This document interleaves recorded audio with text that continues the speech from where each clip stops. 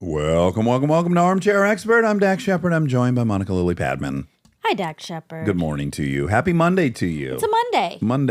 Monday. We have one of your favorite actors alive. Yeah.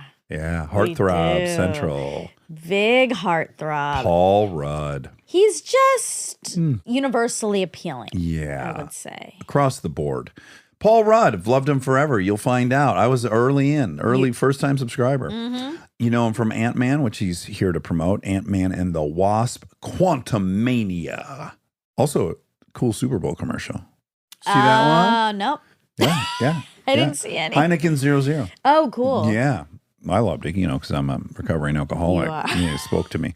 Ant-Man, Clueless, This Is 40, Anchorman. He's been in everything. Mm-hmm. Forgetting Sarah Marshall. I Love You, Man. I Love You, Man. Yeah. So many things. He's in all the camps, as we talk about. Yes. Comedy camp, Wet Hot the Marble American camp. Summer. Friends. Friends, without further ado, please enjoy Paul Rudd. He's an armchair expert. He's an armchair expert. He's an armchair expert. Hi. Good morning to you. How was your pump? It was short, but it was lovely. Were you I'm awake. excited to get the invite? I got it late. I I know. was too late. It I was happened late. Well, normally I would be awake, but I was up for about 4 hours in the night. And I went back to sleep. no. Well, first of all, is that a regular occurrence? I'm someone who wakes up all night long. Yeah. Several times a night. It's just because we've been traveling for this thing, and so I was just in Australia 2 days ago. So I don't Oh really my know. God. Yeah, so I'm not really sure what exactly Where you are. where I'm, or what day. I think it's actually tomorrow. I'm looking at you guys. You were in yesterday. That's right. That's how it works with Australia. You did a great job. You really did. I know you don't love press. Thank you. But boy, did you do a great job. Thanks. You couldn't tell you didn't like to do press. Back to sleeping. Do you normally sleep uninterrupted, or you must get up to pee? We're old. Do you go tinkle in the middle of the night? No, I'm pretty good at sleeping all the way through. Although a year or two ago, I had a good month-long stretch where I woke up. It was very unsettling. I was like, there's a glimpse into the future. But I'm like, oh God, the future is here. The future's now. Yes. The future is now. But it only lasted a month. And you're waking up just with anxiety, or waking up to tinkle? Well, then it was just to pee. I was able to go right back to sleep. But Okay. I'm a pretty light sleeper. If I hear noises or anything, I'm kind of up. Right. And then is it hard for you to go back to sleep? Sometimes. This is what I'm getting at. So last night you have a 4-hour window where you're wide awake. Yeah. And so as someone who wakes up a lot, I'm always trying to discern, is this one where I put my book on tape back on, I'll be asleep in 10 minutes? Mm-hmm. Or are we up for a couple hours and stop fighting? Because that's also a recommendation. And so I'll go, get up and enjoy something, start a television show. Uh-huh. And I guess I wonder for you, at some point, did you go, let's just enjoy? I did at some point go, all right, I'm going to watch TV. There we go. I was in a hotel room. And so it's like, all right, I'm going to put on the television. The news? I watched a little bit of the news. Oh, and you had a big event. Turkey earthquake. So that must have been breaking. Oh, yeah. Yeah, by the way. You had a big event. I'm such an actor. I'm like, wait, what did I have? That was about me? No, I watched a little bit of that, which was not something that puts you back to sleep. There's nothing to celebrate. Suffice to say, there was something humongous happening in the stretch that you were away. I didn't even know that happened. Yeah. That You happened didn't. last 7.8. night. Yeah. 1,200 people already. No. Yes. It's Yeah, more. yes. Yeah, it's climbing. It's awful. Yeah, you know when they say God. 1,200 at 8 a.m. when I see it, and it just happened, we're going to go Holy much shit. higher. Yeah. So I watched a little bit of that, and then I thought, I don't want to watch this. This is depressing. I want to go back to sleep. Yes. Some people keep their phones out of the room. I keep my phone next to the bed, which is bad. But I'll read the Apple Feed News, or do you go to New York Times? New York Times. Okay. By the way, I have. Thank you. I have New York Times and Washington Post, and I try that Apple Feed News, and there's always one thing. I'm like, ooh, what's this? And I click it on, but then I don't have the Apple. I don't pay for the news. Oh, yeah. And there's already too many monthly charges. You know they're bundling. So I'm not a supporter. They They're don't not support sponsoring us. us. I'm not an Apple file either. Yeah. Some people, Stern, it's like his whole life is that. Mm-hmm. But I do happen to know if you bundle the whole thing, like your music, the Apple TV, you can save about $12 and get that news for free. That's what I ended up doing. Really? I got a nice fat bundle. It's like $36 a month. And then it's every goddamn product they have. But you can't listen to this show on there, so please don't do that. Don't do that. Well, you do that because you're not listening anyway, so we're not going to lose you as a listener. But if you're already listening, don't do that. But I'm saying I think you might be able to get it for free. Spotify's so mad at us right now. I have Apple TV. I subscribe to the other stuff. This is very typical of me, though. I never do any of the research. I'm always paying top dollar Yeah. in the Yeah. worst possible deal. Paying twice, probably. Yeah. Okay. I think I have Hulu in 3 different ways. Yeah. Yes. And I still can't log on. Oh, I know. Oh, here's my grievance with Hulu since we're no. since we're reviewing all platforms. I started taking pictures just to prove it to you, and now Yeah. I don't even. So I'm watching Rami. Have you checked out Rami? It's the greatest show ever. It's great. He's great, too. He's a great guy. What an incredible person. Yeah. Yeah, he's today's guest, weirdly. But I'm watching that. I'm starting it, right? Episode 1. And then when it ends, next up, season 1 of Axe Warriors. We don't watch that. I don't know why. That's what it wants to play next. Right. It will not fucking play the next logical episode when you're watching Hulu. It doesn't just give you episode 2. No! It takes you to... I we mean, just it went through all does. 9 of the first season, or rather all 10, Yeah. and it had 10 opportunities to bring me to the next episode. Every single time it tried to take me to another fucking show entirely. I think you have a glitch. No, because you discovered you too, No, right? but I think that was when I finished a season or something. It did jump. Okay, we'll start Rami, which you're gonna, and then Yep. just track whether it directs you to the. Do you think if you're watching Axe Warriors, it recommends the next episode of Rami? I hope so. I hope that it's tit for tat. You Yeah. scratch my Yeah, back. It's a little bit. It's like a package deal. Yeah. Like the 2 shows fits into some algorithm. That seems like a shaky algorithm. Well, Not- by the way, I feel like the only person that might apply to. You know, my mix of Maybe like it's a really good algorithm. Yeah. Like it's getting information about you. In I other should be ways. watching They're Axemen, listening to yeah, of the Northwest or whatever it's called. Back to waking up. You know, one of the things that I got recently that my wife got me was a weighted eye mask. I don't wear stuff on my head when I'm sleeping. It just seems like that's just, Yeah. I don't want to do it on the plane, nothing. But she had some friends and they swore by it. It's pretty good. I've had it a couple times where I've woken up. I don't put the elastic all the way around my head. I figure it's weight. I'm just going to rest it. And it seems like I go back to sleep pretty quickly. And I wake up in the morning and the eye mask is like on the side of the Yeah, bed or not on the off. floor or something like that. Yeah. That sounds great. But again, I'd be nervous if it's weighted. I do a lot of side sleeping. It's like I'm all over the place. It's, Yeah. You know, left side for 20, back pain, then back, then right side. I would be afraid to droop off either side when I'm on my. You'd have to use a strap. But it must be a Yeah. hell of a strap. Is it a great? It's an entire apparatus for the head. It's like Can you speak on the strap for a second? It looks. Well, I don't think it's so weighted that if you go it over to the side, the thing's gonna What like if it take you off jerk the your- bed. You're gonna fall down. You follow it Yeah, straight you go down. Like, geez, this thing took me to the floor. You're being chained to a cement block underwater or something. Can I ask really quick, because you've said it a couple different times in stuff I read and or viewed, what is the aspect of interviews and press that could we pinpoint what it is you don't like about it?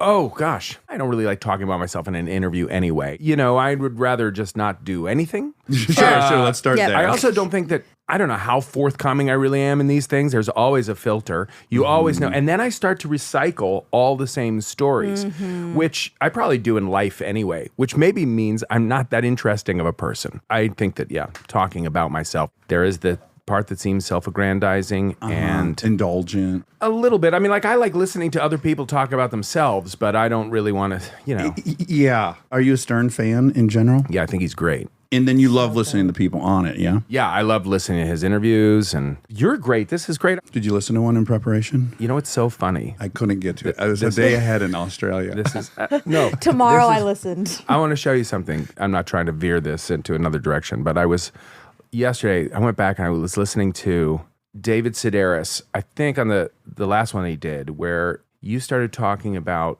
names and Dax and Daxton, and you were like talking about there is no long form of it. There is no long form of it, and you thought it was very strange. Anyway, this all happened within, I would say, the last 12 hours.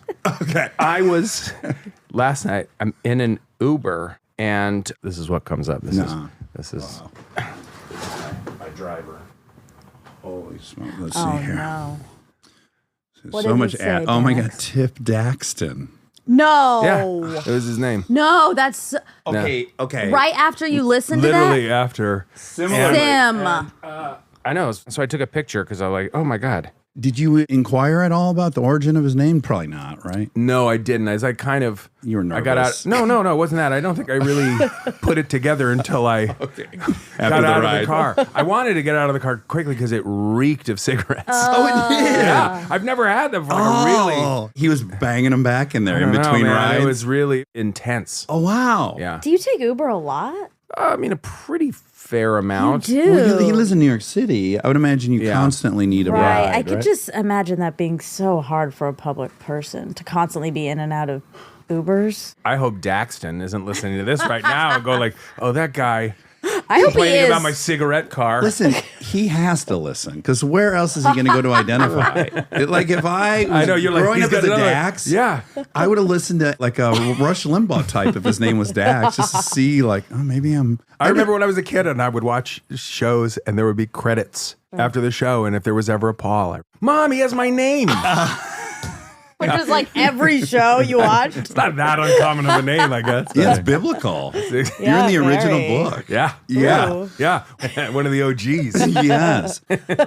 I similarly was watching football the other day and I kept thinking, because I always heard my name growing up, because for some reason kids yelling, Dad, Dad. So I was watching this football game and I kept thinking, God, I think they're calling that guy Dax, but there's no way. And sure enough, there's a Dax on the Bengals or something. Oh, wow. Okay, I want to talk about, you're brought home from the hospital to New Jersey, but then you guys go to Kansas City pretty quick. I was about 5.5 and I moved to Kansas City for about 2 years. Oh, that's it? Yeah. Before Anaheim? And then I moved to California and I was living in California for about 3.5 years or so. And then I moved back to Kansas. Oh. How long was the second stretch? About 10 years. That was really from the age of 10 to 20. Okay, and you really consider yourself a Missourian or a Kansas Cityan? I lived on the Kansas side. People you always, did? this whole thing about Kansas City is very confusing to people You because know they it's in think, Missouri. I do because my dad went to school there. Of course you know that. Yeah, I know stuff. where'd your dad go to school? I don't know. Yeah, that yeah. I don't know.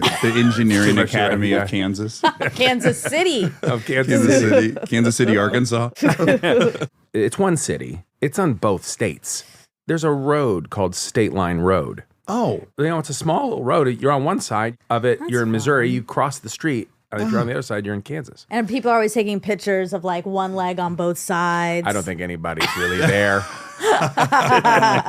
although I bet the people that joined Hands Across America were particularly Like, happy. like somebody's got to come get a picture of this. Yeah, it's like the only moment they knew, like, okay, we're handing it off to Missouri now. There are interesting things that go along with it. If it snows in Missouri, they might clean the snow quicker than on the Oh. Kansas side. Hold on a second. Trash collection. You can stand across the street and think, God, this state has it so much better than us. The grass is greener parable is like really strong there. But really quick, are you suggesting that the state line's actually the double yellow line? It's the border. Hold on, no. So each side is being maintained by a different state. Yeah. Oh my gosh. One side is Missouri, the other side is Kansas. I feel like they should have just flipped for it. Like, who's getting the road? You see in kind of just the infrastructure and the way certain things are set up, some of the differences. I never knew this, but my mom was living on one side and she kind of noticed the difference. She's like, well, I need them to come get our trash. There was envy. God.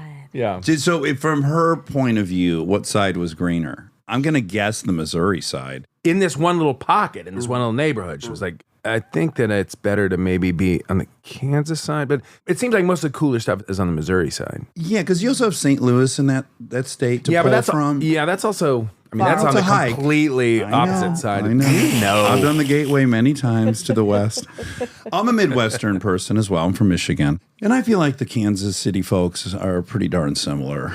Yeah. Like the friends I've met from Kansas, like Keckner's from Kansas, That's right? right. Yep. He's from Tipton. Tipton, He's from Missouri. Tipton, Missouri. That's right. But I Tipton, mean, Missouri. again, like you go to Kansas City if you really want to hit the big city.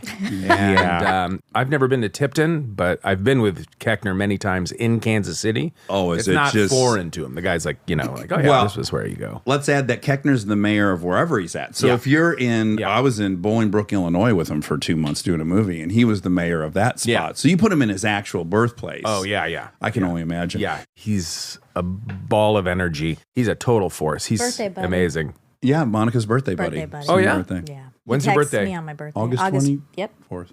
August 24th. August 24th. I got really scared right on the 4.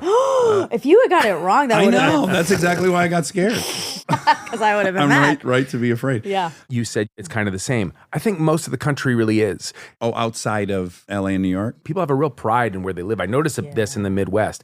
And I think it maybe has something to do with the fact that they feel proud of their city. And it's also good to live in a place that you know no one really wants to grow up. I think it's good for your character. Yes. I'd rather be from the bumpkin town and like have a lot to prove. Just personally, that's my personality. I noticed this kind of thing at a young age when I had lived in the places that are like that. And I had lived in the places that are not like that. And my parents were both from London. Because my dad worked for an airline, which is why we moved so much. Trans World Airline. That's right. We would travel. If I would meet other kids or meet other people, and they'd say, "Where do you live?"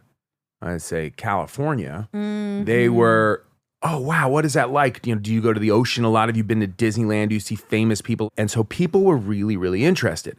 Then I moved to Kansas City, and people say, "Well, where do you live?" I said, "I live in Kansas." And they're like, "Oh, how's Moving. Toto?" Yeah. Everything's just a Wizard of Oz reference. That's the only frame of reference anybody has of Kansas outside of Kansas. And the rock outfit, Yeah. maybe 80s rock band. Yeah. Kansas. By the way, no one ever said that. Yeah, no one ever no. gave us a dust in the wind, really, ever. In Michigan, they might have. Yeah, We would have known. Yeah. Yeah, Well, Bob we- Seger country, we represent. Oh, for sure. Yeah, But that's also Kansas. My theory in Kansas at any one time, you will be able to find Bad to the Bone on some radio station playing. It's all classic rock there. Also, could I ask, did you constantly meet people whose uncle claimed to have been either a drummer or a session musician for Kansas? Because everyone in Michigan knows someone who played in the Bob Seger Seger's- in the Silver Bullet Band? Yes, Yeah, yeah. everyone. Bullet Bone, I think I said. Bullet Band. Bob Seger, Silver Bullet Bone. Silver Bullet Band. By the way, Bob Seger, Yeah. incredible singer. The greatest. I mean, people take him for granted. It's true. He is such a good singer. His voice is unreal. Yes. Especially Turn the Page. Like, smoke the day's last cigarette. Yeah. He's in the cockles of fucking pathos. Yeah.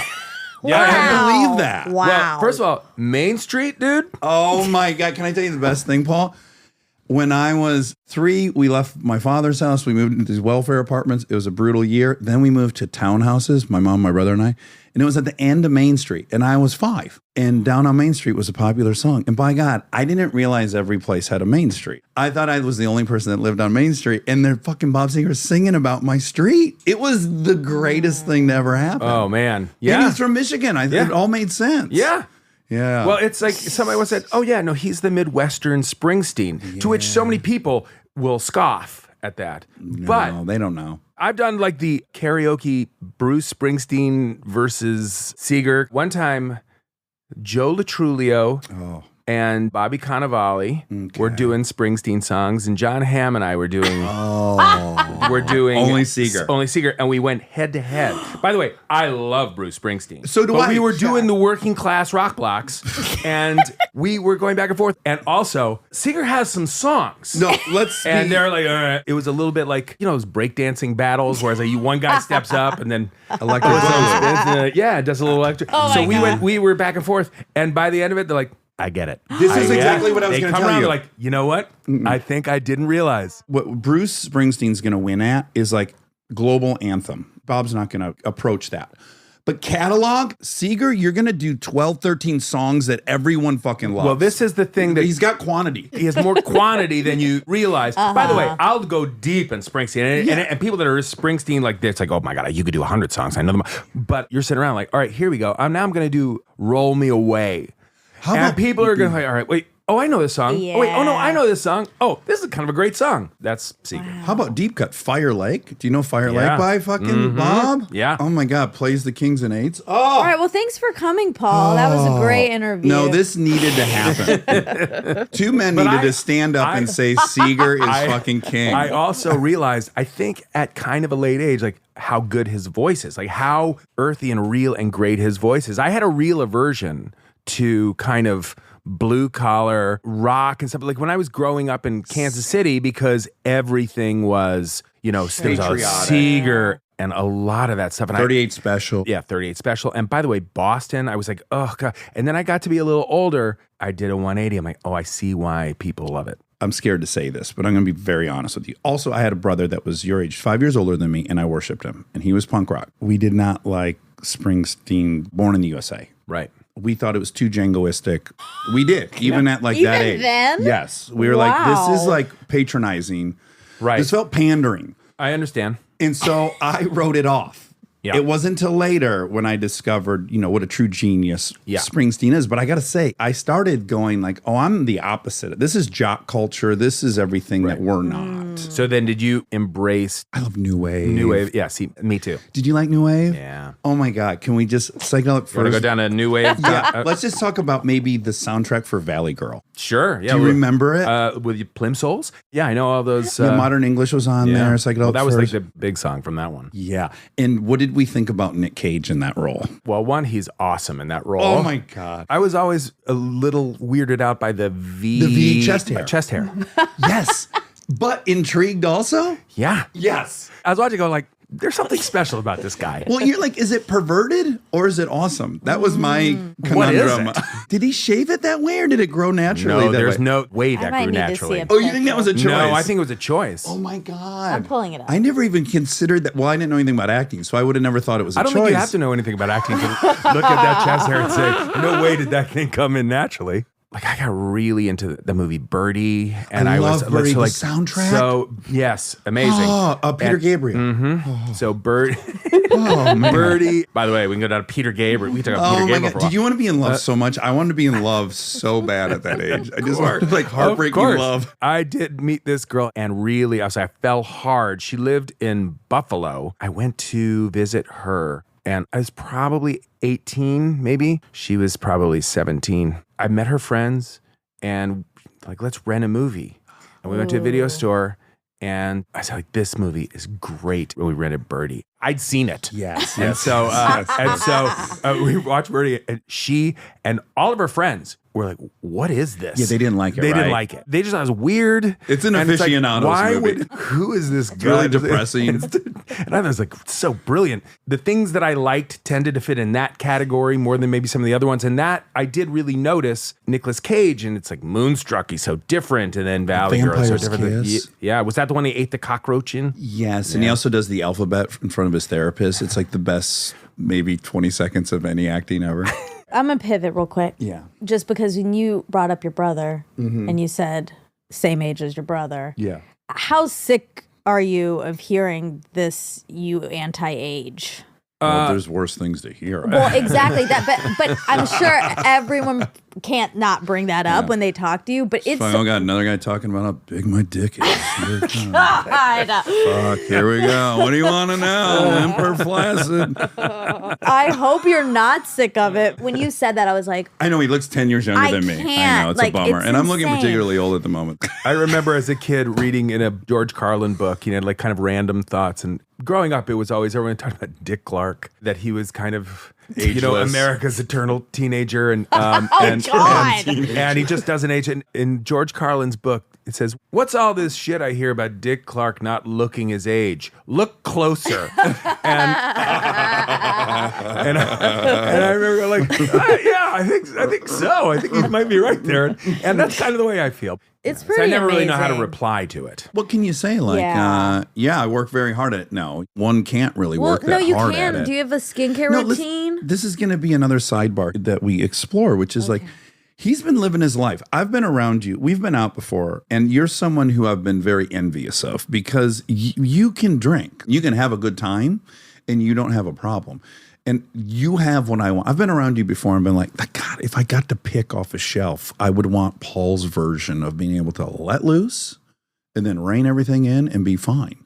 So it's not like you've been living some teetotaler lifestyle that explains this fucking Shakespearean beauty. I don't know. No, I like booze. Yeah, right. That's what I'm saying. Like, Same. I don't say that to humiliate you. I'm saying like, you're also living your life. I also don't drink it that much. I guess what I'm saying, if you're looking at both of us and you say one of them hasn't drank for 18 years and no one knows anything about either of us, 99% of the people are going to say I'm a heavy drinker. It's guaranteed. Again, you don't have to respond, but that's the truth, right, Monica? If they only I knew think, it I was think me. you look great. Listen, no, it's okay. Look at our faces. Just look at her dead.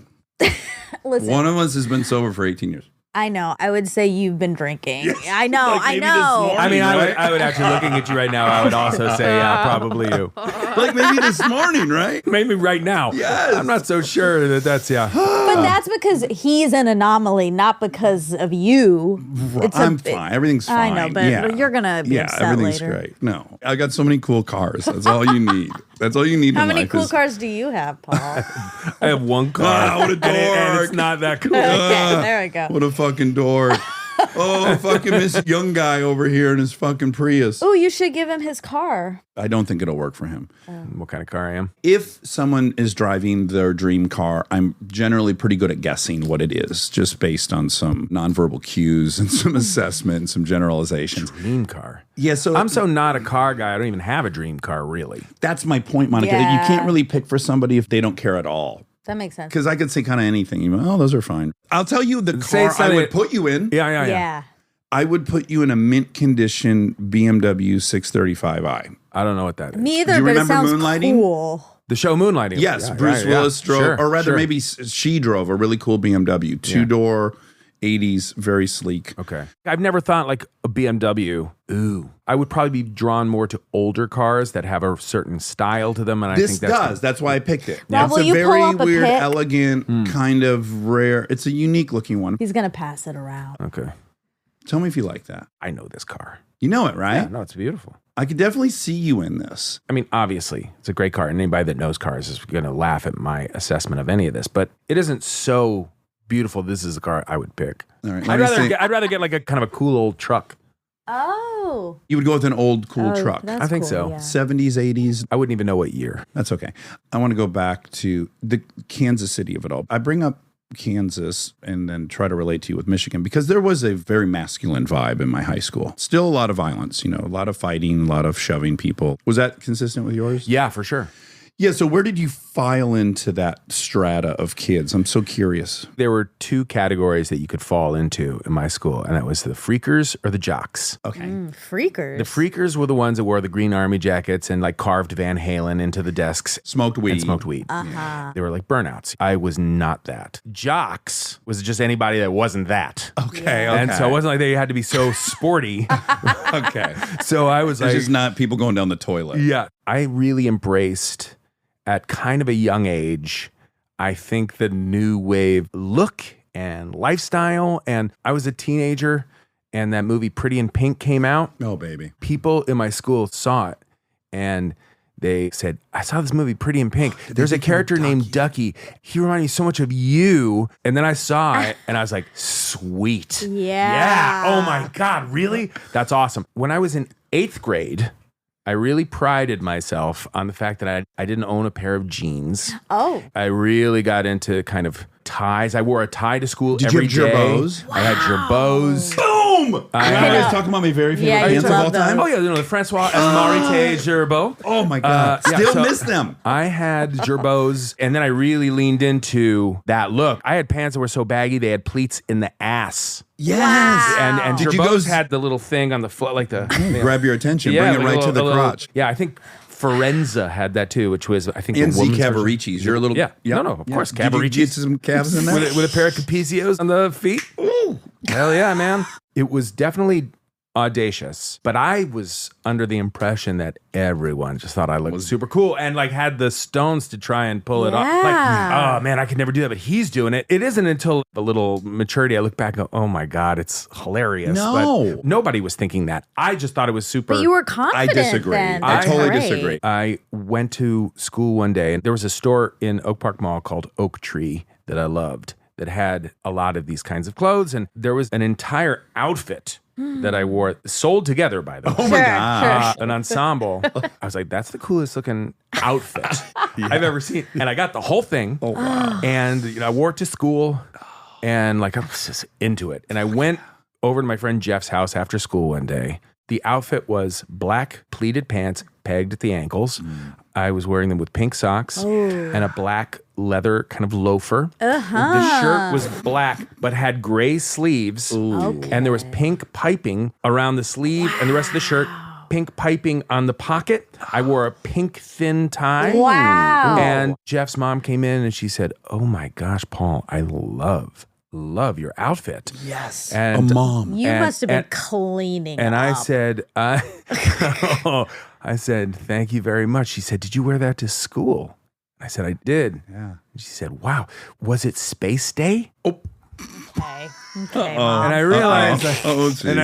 Well, that says more about her than you. Yeah. I'm not so sure. I look back now, I'm like, it did look a little spacey. She was negging you. I wore my mother's gold lame pants to school one day. Oh my God. Wow, the confidence. I love this. Oh God, Paul. Didn't have a fly. Belted buckle on the side. Holy shit. Buckles on the ankles. Oh, like to peg it. Yeah, I like the I love surprise this. in your voice. Like, oh wow! I even told that to my kids. They're like, "You wore your mom's pants to school, gold lame, Never forgot it. with a Hawaiian shirt." Stay tuned for more Armchair Expert, if you dare.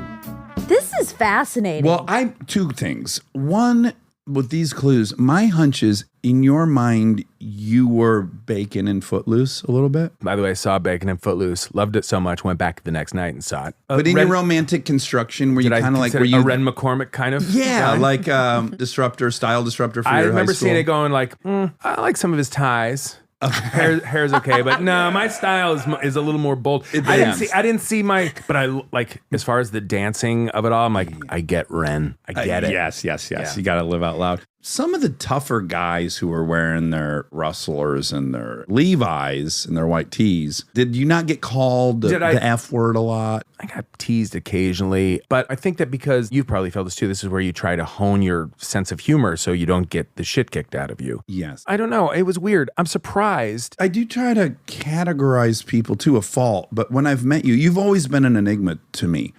First of all, I'm an original fan. Same fan. here, Dax. No, I find that impossible to be. You couldn't How have been. far back do you go? Well, I'll challenge you on of course, that. Clueless starts Yeah, it all. Clueless, yeah. But then I was following some of the movies that I saw them on cable and stuff. There's one in particular where you were faking. I was looking at it this morning. I was like, what was the name of that movie I was obsessed with? You were in college, but I know you don't remember your movies either, so neither of us are going to figure it out. The point is I was on the ride. I'm like, oh, this is my guy in a Nick Cage way, because I'm going to propose that you and I, in some ways, have benefited and suffered from something. Earmark that. Okay. But you're an enigma to me. In the way Nick Cage was, I was like, who was Nick Cage in high school? You know, this is curious. We know comedians. There's a type. I know what they were like in high school. When I've seen you out, mostly in New York, I've been out with you a few times. You're so gregarious and likable and so fun to be around and popular. But then there's another part of me that thinks you're a little more introverted than I would guess based on those times out in public. So I'm fascinated by you. Wow. Yes, truly. Have been for I think years. I'm more introverted, and I've gotten more introverted as I've gotten older. At that time, in high school. I was really like, oh, I'm going to get out of this town. Like I had a bumper sticker that said, why be normal? And I thought, man, I wish I had a car, because I would put this on my car. I would put this on my car and I'd put it upside down, because that's super crazy. Oh my God. Wait, this is very not what I would have expected. So I think that I was really, I think maybe then I was a little bit more probably outgoing, a little bit more gregarious, but also naive. And I did feel different. And it probably came from the fact that I had parents who were not from the US. Yeah. I think that I had moved around to different states. I was a new kid in school a lot. Even then, I felt on the outside. Yeah. Okay, great. I think I feel that. And also, I mean, I was living in Kansas City, and I'm not religious or anything, but I was Jewish. In my high school and junior high, it wasn't like there was a big, necessarily Jewish population. You were a Jew dressed like flock of seagulls in Kansas. You're lucky you didn't get annihilated. Flock of seagulls. Yeah. SEGEL, like Jason. Like that's SIEGE. We gotta fuck it up. Flock of Spiegelmans. Two up the middle to have it spelled like the bird. It needs to have a Jewish spelling. New kids do this. They either make their mark, they like come in to make their mark, or they just try to totally blend in. Yeah. Assimilate. Yeah. Well, I will say you had a great gift, and you already kind of talked about it, but I can remember still both their names. 2 times in my small Michigan town, kids from California moved there. First one, Justin Tashuri, shows up. He looks like Billy Idol. He's got spiked blonde hair. It's gorgeous. He's got pinstripe Lee jeans. I'm like, fuck, I got to get some pinstripe. Yeah. Like he just set the bar so high. And the fact that he was from California was absolutely mind blowing. Then another guy in high school, he was a doofus, but he fooled everyone. He wore fucking the big boots from Australia that people like. Doc Martens? No, the fat clown moon boots. I have them in the dunes. It doesn't matter. Oh, Uggs. Uggs. He was wearing Uggs in high school. This is crazy. What's this guy doing? You must have benefited when you came back from Anaheim and landed the last time in Kansas. Were people like, oh, fuck, he's from California? I don't think so, because when that happened, I was in 4th grade, 5th grade, that's end of too 4th early. grade. Yeah, I think I got there the last few weeks of 4th grade. Okay. So that's also a weird thing, to be the new kid in school with a month left to go in school. Yeah, that's rough. Yeah, that's not ideal. Yeah. So I think that there was a interest in, oh, wow, so California early on. But I was confused that other kids that I'd met, they were born in Kansas City. It's like, where are you from? Kansas. No, I mean, like, where were you born? Right, Yeah. Oh, here. Yeah. Really? What about your parents? They're also from here. What? Yeah. Yeah. Did you have a good relationship with your parents? Yeah, very good, actually. That's nice. Okay, you want to hear my truthful assessment of you? Yeah. Over the years, again, fascinated with you and studying you while you were not aware. Or maybe you're aware. Maybe you felt me I staring had at you. no idea. You're blowing my mind right now, Dax. Yeah. Here's my total honest assessment of you. Like at the end of the day, I think if I was like on a lie detector, I would go, I think Paul's someone who's found himself in lots of mini cultures and a part of them, but maybe himself's not identifying with the subculture he's in. Yet truly who he identifies with is women. Like who you really feel connected to and at ease with is women. I don't know if that's totally true. Great. Tell me why. That's I'm a little happy bit to be like, wrong. like I love you, man. That's the Oh premise. my God, that's so You're true. saying, I have always had and have a pretty strong core group of male friends that I really relate to. I've had my group of buddies. It's a weird thing as you get older and you get married and you have kids, that whole thing tends to fall off. I remember this about my father, that I thought, this is so weird. If my parents ever go out or they're mixing with people or friends and they entertain and all of that, it's always my mom setting that up. But I remember my dad hearing stories about, he was living in New York and as a kid and he's growing up, he had his group of pals. And I always had that too. But I think that kind of falls away a little bit as you get older, which is kind of a drag. And I think it affects men. I think men get really lonely completely because that's an important and you die earlier from it. Like there's science behind it. Yeah. It's worse than smoking to have no friends. Yeah, it makes sense. Oh my God, I feel like I know where this is going. So no, I have. You and I are going to be really good. I totally Well, do it. Paul's here again. By the way, this is it. This is our first date. It's going pretty good from my point coming of view. on the show, but I'm telling you, finally, from my point of view, it's we could watch Birdie. We're the only two dudes that would sit down and watch Birdie together. Like, forget about those people in Buffalo. No, and then we'd listen to the soundtrack right when the movie ends. God, I miss Peter Gabriel. New song coming out, by the way. He's putting it out. I read it yesterday. So, I still have a pretty solid group of friends that have lasted a while. I mean, I have some good friends that are women too. And obviously my wife is the number one person in my life that we talk about. And she's a woman. I hope that's okay. Not labels or anything, but she is a woman. Right. But yeah, I think that the whole thing with male friendship is important. I feel like I want to back up that claim a little bit, though. My assessment, and this is how I make it. First of all, I too was out on the limb dressing, and women were really attracted to that. They weren't threatened by that. It had like a femininity to it, that you were conscious of how you were looking. You were creating a look the way they were at home creating a look. Like there was something bonding about it. I always found that I got along really well with women. Dudes were either, where the fuck does this guy get this? Like it's threatening. Like why does this guy not feel like a fool wearing these 'Cause they size feel like a 58 fool. Carhartt overalls with white dreadlocks? Like they're mad about that. I get it. The women aren't threatened by that. So they were friendlies to me always. But the reason I construct this assessment of you is also like career-wise, we have to sidebar. You end up with Lillard, who I fucking love and was my first movie I did with Lillard. Did you love each other? Yeah. I went to an acting school in Pasadena. It's in Hollywood now, but it's called the American Academy of Dramatic Arts. My roommate, the guy that kind of went out there, I knew from Kansas. His name was Dalton Grant. Oh, great name. He went to this school about one semester before I did. I joined it in the middle. While he was there, Matt Lillard was also there. He and Dalton became really good friends. Okay. And so then when I showed up, I kind of had like a little group of built-in friends. And so around that time, we're going to school, Dalton, Matt, and I lived together. Okay. Oh, fun. So I adore him. I mean, he's, I think, the sweetest, most Yeah, genuine, good dude. and sincerely into acting person I've ever met. Okay, and then you go away to Oxford, and now you're studying very, very dramatic, heavy play acting. That's not what we would say. Theater acting. Play acting. All acting. It's is all play.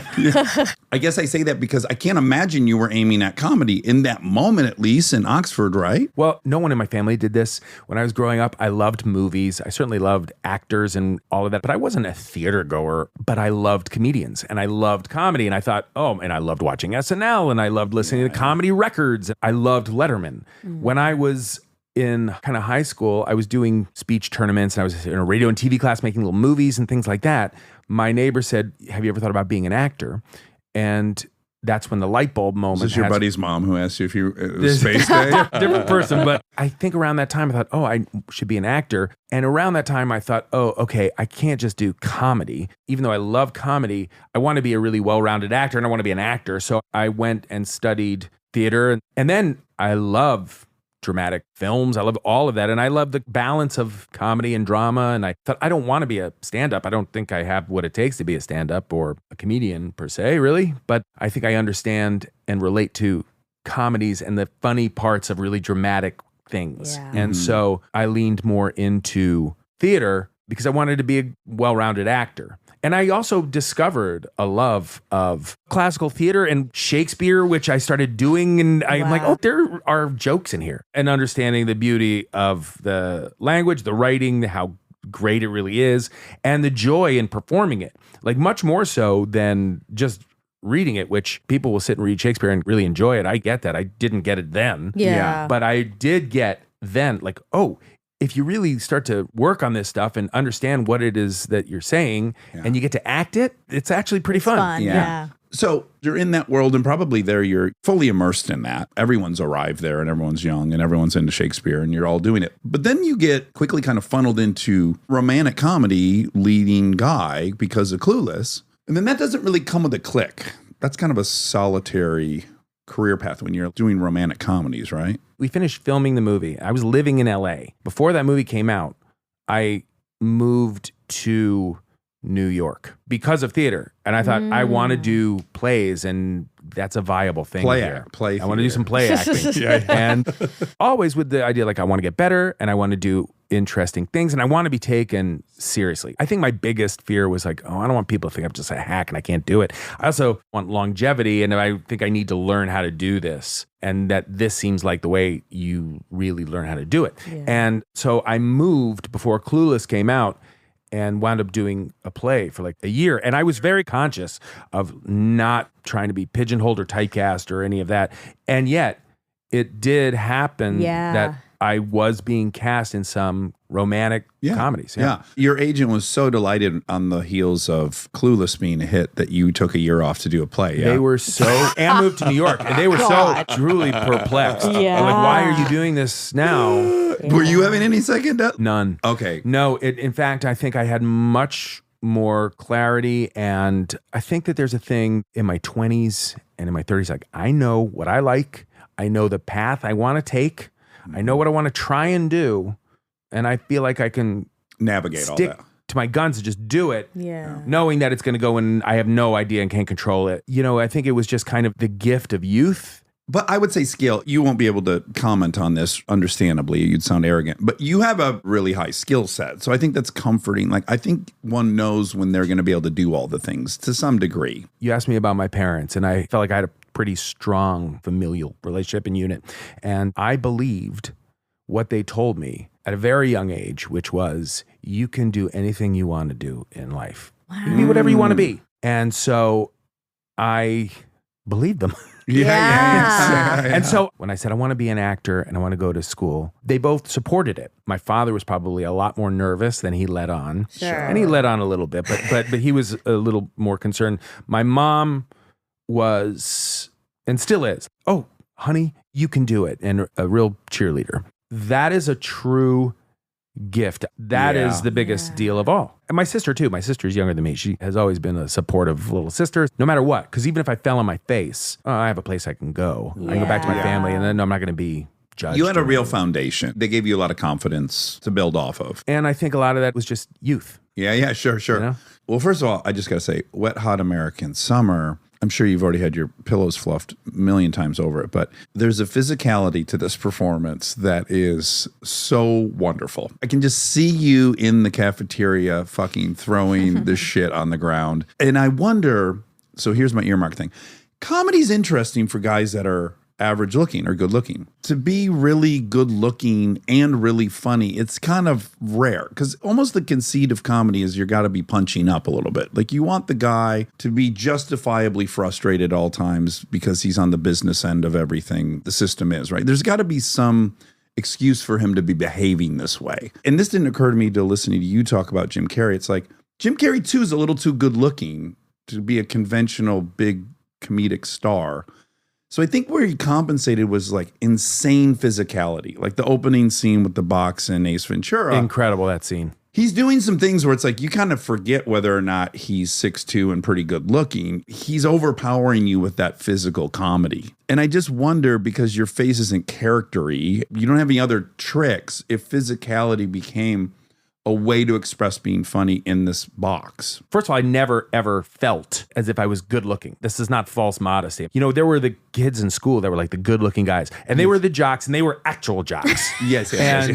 Catching passes Yeah, and stuff. I was never, ever in that group. I didn't have girls that liked me. That's not your identity. What? It was Really? never my identity. No. And I had zits. I mean, I was yeah. like, I was really self-conscious. You went through it. Yeah, Yeah. for sure. And so I never identified as being a good looking person. If I think back, there were things that I thought, as far as physicality and humor, that were always really funny. Steve Martin in my life, I remember as a kid, he was the high water mark. He was the guy. Yeah. And he did so much physical comedy. And there's Yeah. even like the scene in All of Me where he's possessed by Lily Tomlin. And there's so much physical comedy. There was so much physical comedy that John Ritter did in Three's Company. Yeah. And there were certain comedians that had real control over their bodies, and they were probably very good dancers. I remember Jim Carrey, like pre-Ace Ventura, pre-Living Color, when he was doing stand-up, and he used to do like Wounded Swan Lake, and he would do his arm over his head, and he'd throw himself around. collapse his body in half, remember? And he was like, he was made out of rubber. It's like watching a great dancer. I mean, it really is like watching a true artist that has control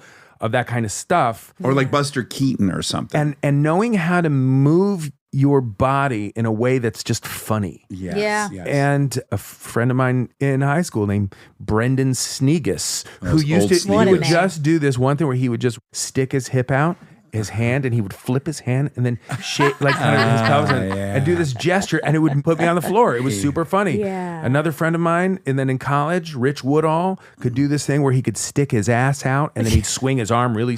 It just dumb moves. Yeah. And it would always kill. I had another friend that was so limber. We would just talk and he would grab his foot and stick his leg straight up mid-conversation. So funny looking. Yeah. I don't know if I ever was like, I'm going to try and work on that kind of thing, but I was always very aware of certain movements and people who could use their body in funny ways to get laughs. And I was always certainly a whore for laughs. Whatever it takes. And that's, insecurity. But I would say that's my favorite aspect of your comedy is the physicalness. But also your delivery. I mean, the timing. I feel like He's the whole package. He's the whole Yeah. package. What else, guys? What are some other things? Hold on though. So- I put you in. You're so handsome. I put you in Anchorman. This is a tall fucking order for Yeah. you, Paul. So you're great in Wet Hot. I'm assuming that carries over until Anchorman at some point. Is that why you're on the radar of them? Kay was living in New York and I'd read Anchorman. It wasn't being made. I think somebody that was there, not even my main manager, said, I don't know, I think you think this was funny. I read this. I read it and was knocked out. And I went and met McKay at a bar in New York, and he said, oh man, nobody's making this. But we started talking. He said, oh yeah, I know Wet Hot, because that movie, Wet Hot American Summer, was popular with, I think, a lot of comedy writers and comedians. So I have no doubt that had some bearing on getting involved. But I auditioned for Anchorman. I'd say the Wet Hot American Summer and Anchorman were kind of the two things that spoke to my own tastes, Your or own my sensibility. comedic sensibility that were so different than everything else that was like kind of getting made. It was just weird. Yeah. Yeah, I think if you're our age and you grew up in the 80s and there was a type of masculinity that existed that you couldn't help but be imitating in your bedroom to be funny, it was just so specific, that kind of pseudo macho thing that was in our culture. I too read Anchorman. There's been a handful of scripts over the last 20 years, I think, where all of us read it and went, oh my God. And I auditioned for that. There was a whole subplot of this weather anarchist movement. Oh God, what was it? Kevin Corrigan led it. Yeah, they shot the whole thing. And it all got kind of cut out. Yeah, the alarm clock. And maybe Maya was the leader of it, ultimately. It was Maya Rudolph, Chuck D. Tara Subkoff, and Kevin Corrigan, yeah. So you get in that movie, you're basically joining a jazz band, and like Louis Armstrong, he's already playing trumpet, and then Coltrane's already playing sax. That was one where I really was blown away by those guys and everyone else, and thought, I just have to kind of tread water here. I have such joy in watching really funny people do what they do. And that was a front row seat. And I was just like, I'll set them up. I'll do whatever I can. Well, that's what I'm saying. You got to figure out what instrument to play that's not already being played at an 11, because you have Keckner yelling whammy next to you. Like everything, you Steve have Carell Carell. is doing Oh my something God. impossible, eating a candle. The fact that you found a lane and that you delivered so wonderfully, and you had a really well written part. I mean, the Sex Panther stuff it was is all, so good. I think it was all pretty clear, the archetypes in the script. But performance-wise, the fact that you just landed in that group of heavyweight champs, every comedian I love at that moment's in that movie. Yeah. And you're right there smack in the middle of it. And then you fucking deliver is just like, what a humongous opportunity that you delivered. And completely lucky on my part, because I really think that like those guys are heavyweights. They're And franchise I'm comedians. Not. I think that they are super, super funny, brilliant people. I get excited to kind of play in that sandbox with that kind of talent.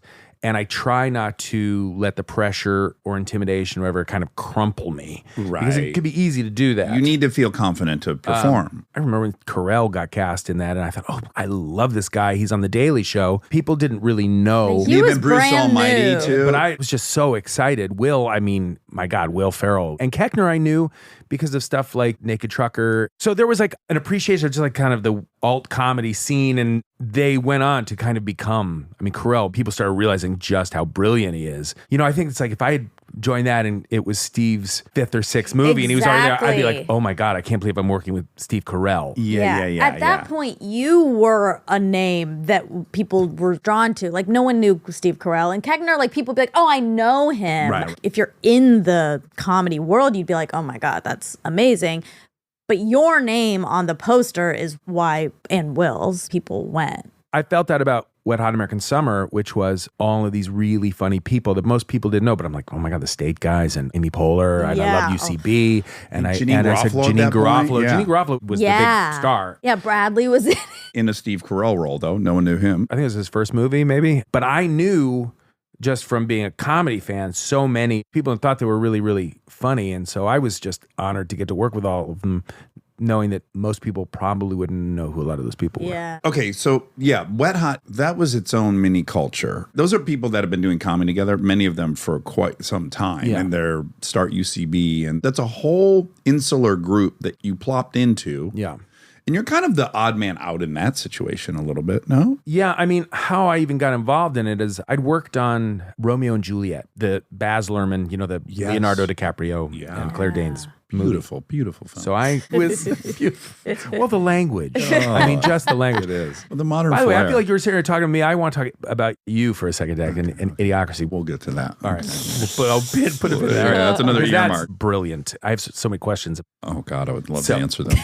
I'm sure. We'll talk about that later. By the way, it even sounds false. I'm like, me. Hold on, I do want to talk about you. But, back to me. And this is the thing. We're interviewing you, so I think it's fair that you're talking. Well, I was working on Romeo. And I was working with Peter Brady.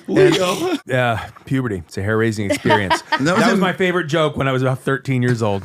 So anyway, I worked on that movie with Zach Orth. I think he was in the Montague Gang or something. Yeah. Okay. And he was a great actor. Lived in New York, and we became friends. The movie ended. Some guys lived in LA. I think Harold Perrineau lived in New York. Zach lived in New York, and I lived in New York. We get back, and Zach says, I'm going to go see this play that my friends are in. It's this play called Sex, a.k.a. Wieners and Boobs. And I'm like, well, that sounds like a pretty good play. He said, yeah, it's absurd and it's funny. And I don't know if you ever watched The State on MTV. I said, of course, yeah, those guys are great. And it was David Wayne and Latrulio Showalter and that crowd. And that was how I got to know those guys. I went to the play, met them, hit it off with them. It was around that time that David said, Mike and I, we had this script. If you want to read it. I read it. I was like, this is hilarious. So that was how I even got involved in that kind of comedy scene. And that was the start of that. Speaking of Bradley, Yeah. when we had him on, this is back to you saying you never thought you were handsome. Same thing with him. Oh, yeah. He He was like, no, I don't understand that. in sincerity, he thought being named Sexiest Man Alive was a bit. Like He had thought turned people on, were laughing at yeah, it. he turned on the news in the morning and he claims that he watched some news show in the morning. He's like, you're not going to believe who they picked. Like he claims he Even saw though- I mean- people people guffawing over him being, and I'm like, what are you fucking talking about? Every girl, I get text messages from women like, he doesn't even have to say goodbye. Oh, Just God. get me in a bed with him. Like I've never had a friend where He does I have get that so thing, doesn't he? carnal. Yeah. But you Like, had that. He I can don't shit think on that me. Whatever you want. He can push me out of the car after we fuck. I'll be dead afterwards. It's worth it. You have that. I don't think I have that. By the way, I know what he means, though. Wait a minute. What? Come on. Yeah, because you Yeah. got it. You got it. My first reaction is like, boy, people are going to be pissed off at this joke. Like, because this makes no sense. Here we go. It was so out of left field. And truly, I'm not kidding. Your buddy's mom was like, the space guy is sexiest man. I knew he was No. something special with those crazy that outfits. guy wore his mom's gold pants to school. He side earned buckle. this. No, but this is why it's by the so way, fascinating. Three side buckles, excuse me, and on the leg. There's no woman who, if I say, we interviewed Paul Rudd today, that they wouldn't be like, oh my God, he's so hot. He's so Oh my attractive. God. He's See, I so... don't. People don't associate us with one another, so I've never gotten any incoming calls on your behalf. So this is exciting. Now that you're friends and you're Like, going to I know watch he's Birdie really cute. together. He's much cuter than I am, but I didn't know it's universal. ubiquitous. It's a unifier. 100%. That's That's what's going to bring this country together. But it's people the wanting Bradley you and Bradley Cooper Cooper. thing. God, you guys. It's real. So It's real. lucky. I know He's you're actually now. I'm making rad. you blush. Yeah, I no, know. that's Really true. blush I over know. that. He got cuter. But Oh my God. no, Bradley, What if we made his though, head Bradley fucking is pop Bradley in is striking. So are you. It's beyond that. He has an X factor. There's something carnal. He's got a gene. I'm Cooper. putting you in that category, and I think most. Because I've had some hot would. friends. I came out on Punk, so people knew I was friends with Ashton, and he's beautiful. I mean, he is downright elegant. Well, he's a looking. model. He's so sexy. Yeah. But I didn't have people like, again, he can throw me off the window when we're done. Like, that was just such a strange, the I carnal bet you're Cooper in thing. 95% of hall passes. Oh my God. I'm going to do some research and come back on this. You can't but really yes. I answer think it's that. just, yeah, there's an unthreatening quality. Maybe that's the. No, see, you can't hear it. There's You no can't edge. take it. Like a vanilla milk toast. Yeah, I can't. Yeah, what can I you know, say? what about can you that? say, Yeah, but- But yeah, also, yeah. I don't see it, and I don't think it's true. I see it in Bradley, though. I do know what you mean. Yes, yes. And I've worked with him now a couple of times. There's a pheromone or something too. Yeah. It's powerful. Boy, we got really off track. Back to my overarching. It's all right. It's good. You can get philosophy. your It's head off that. relevant. I think Cut it's all that part totally out. relevant to your life. But my overarching thought on you, which is proving not to be true, but this is why I constructed this whole fantasy, is like when you were in the Anchorman troupe and then you go straight into a bunch of Apatow movies and you're surrounded by other people that are in almost solely the comedy boot camp. Did you feel included? And yet, but I still have an outsider's perspective of all this. I felt happy to be involved, really excited at the opportunity to get to try and be funny and improvise. Like there was this way of working that I hadn't really done, not on movies or anything like that up until that point. So there was an enthusiasm about getting to kind of join the party. But I'd say the predominant thought is, oh, I just don't want to get in the way of all these really funny people. It's weird. I don't feel as if I have an inability to hang in that situation when we're working. I think I probably get more nervous not working and just hanging out. At the video village. Like being around people in a social setting that I really admire or whose talent is really obvious and they're impressive people. Like, I think I get more nervous at just being a regular human being around that than working or saying like, you guys are going to improvise a scene. I feel like I can lean into the work side of it and free up the insecurity and brain space. You've entered a different reality and you're buying into it fully. I bring all that up to just say, then you do it again by joining Marvel. I've had this weird thing, and I've described it in the past maybe as like this kind of Forrest Gump thing that I have now dropped into these scenarios with these people that had some kind of cultural impact. So it's like wet hot. I joined this and it's like, I know I'm working with a lot of comedians and like really funny people who have already established themselves in the comedy world. This is cool. I get to kind of be around it. And then it's like Friends is like Friends exists. And Yeah, it's you get like, to be on that so, weird. But that was a total surreal experience and amazing. But it's like season 9, I came on to do only a couple of episodes. It turned into a few more, but I was fully aware the entire time that I was working on something that, you know, they're watching all over the world and that people have a very strong relationship with. And similarly, I'm like, I just don't want to get in the way. People are watching the show for them. So there was this Friends pocket. And then Apatow, and then that marched like the comedy stuff. And it's like, wow, that became a very culturally significant moment in time. And I was in it and had an awareness of it while it was happening. Then joining Marvel, which is a huge thing, obviously, in the world, but it existed before I joined it. I mean, not just the comics, the movies. And I felt like this makes no sense. How the heck did I get this? Yeah, it's been an interesting, surreal 10 years almost. I'm imagining when you do Avengers and you get to whatever your big scenes are with all the cast, right? Yeah. And you've got Hemsworth. This motherfucker looks like Thor. I have never gotten used to any of this. And I have never lost the joy and excitement that I feel in certain situations where it's like I could be doing the third Ant-Man movie and it's like, oh my God, there's Michael Douglas. Are you kidding me? Right. And Wall Street. yeah, the Ant-Man stuff came about and it was a left turn and it was from Edgar Wright, who was directing it at the time, who wound up not directing the movie, but that's how I got involved. Yeah. And so after that, I filmed a scene in Civil War. So I was around all of the Avengers for the first time. Yeah. Everyone's jacked beyond They're belief. all jacked. They're all like Hyper already outlets. established as like there's these superheroes and I've seen them and I've seen their action figures. And so there was this like little makeshift tent that we'd all change in to because we're shooting out on this like Tarmac or kind of something. thing. Yeah. It was like a locker room of Superheroes. superheroes. And I'm standing there next to Chris Evans, and I look, and Downey is over in like his little section, and I can't believe I'm seeing this in real life. Yes. And I still will be like, are you kidding me? When I first got this job, I got invited to Comic-Con. I'd never been to a Comic-Con before. And they said, you're going to go to Comic-Con. We hadn't shot Ant-Man yet, but it had this just is been scary. it had just been announced. So it's like, we're going to go Hall H. Which it's a so big it's huge. deal. I didn't know this is That's all the new, big boy hall? all new. So it's like we're going to introduce you, and then Peyton Reed had come on to direct it. He had been on the board for a couple of weeks. We all go to Comic-Con, and we're part of the Marvel thing, and we are there with the Avengers. Oh boy. So my God. so they introduce us. People are psyched. It's Marvel, but then the Avengers come out. And I've said it's like going to a music convention with the Beatles. And you're like, here's my new band.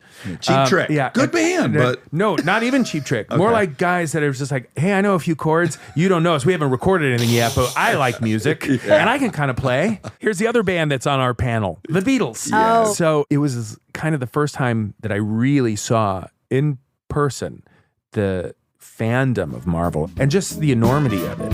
Stay tuned for more Armchair Expert, if you dare.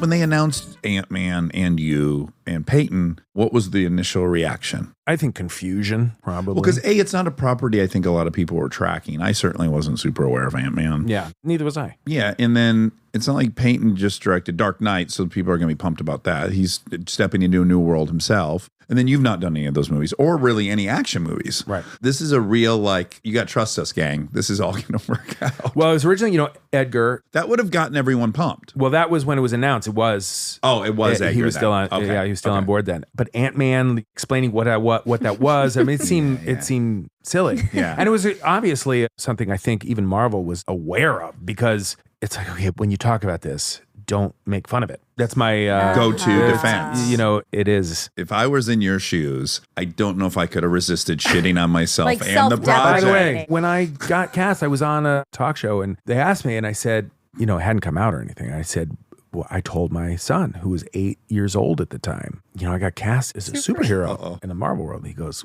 who are you playing? And I said, Ant-Man. And he said, who? Ant-Man. Who's Ant-Man?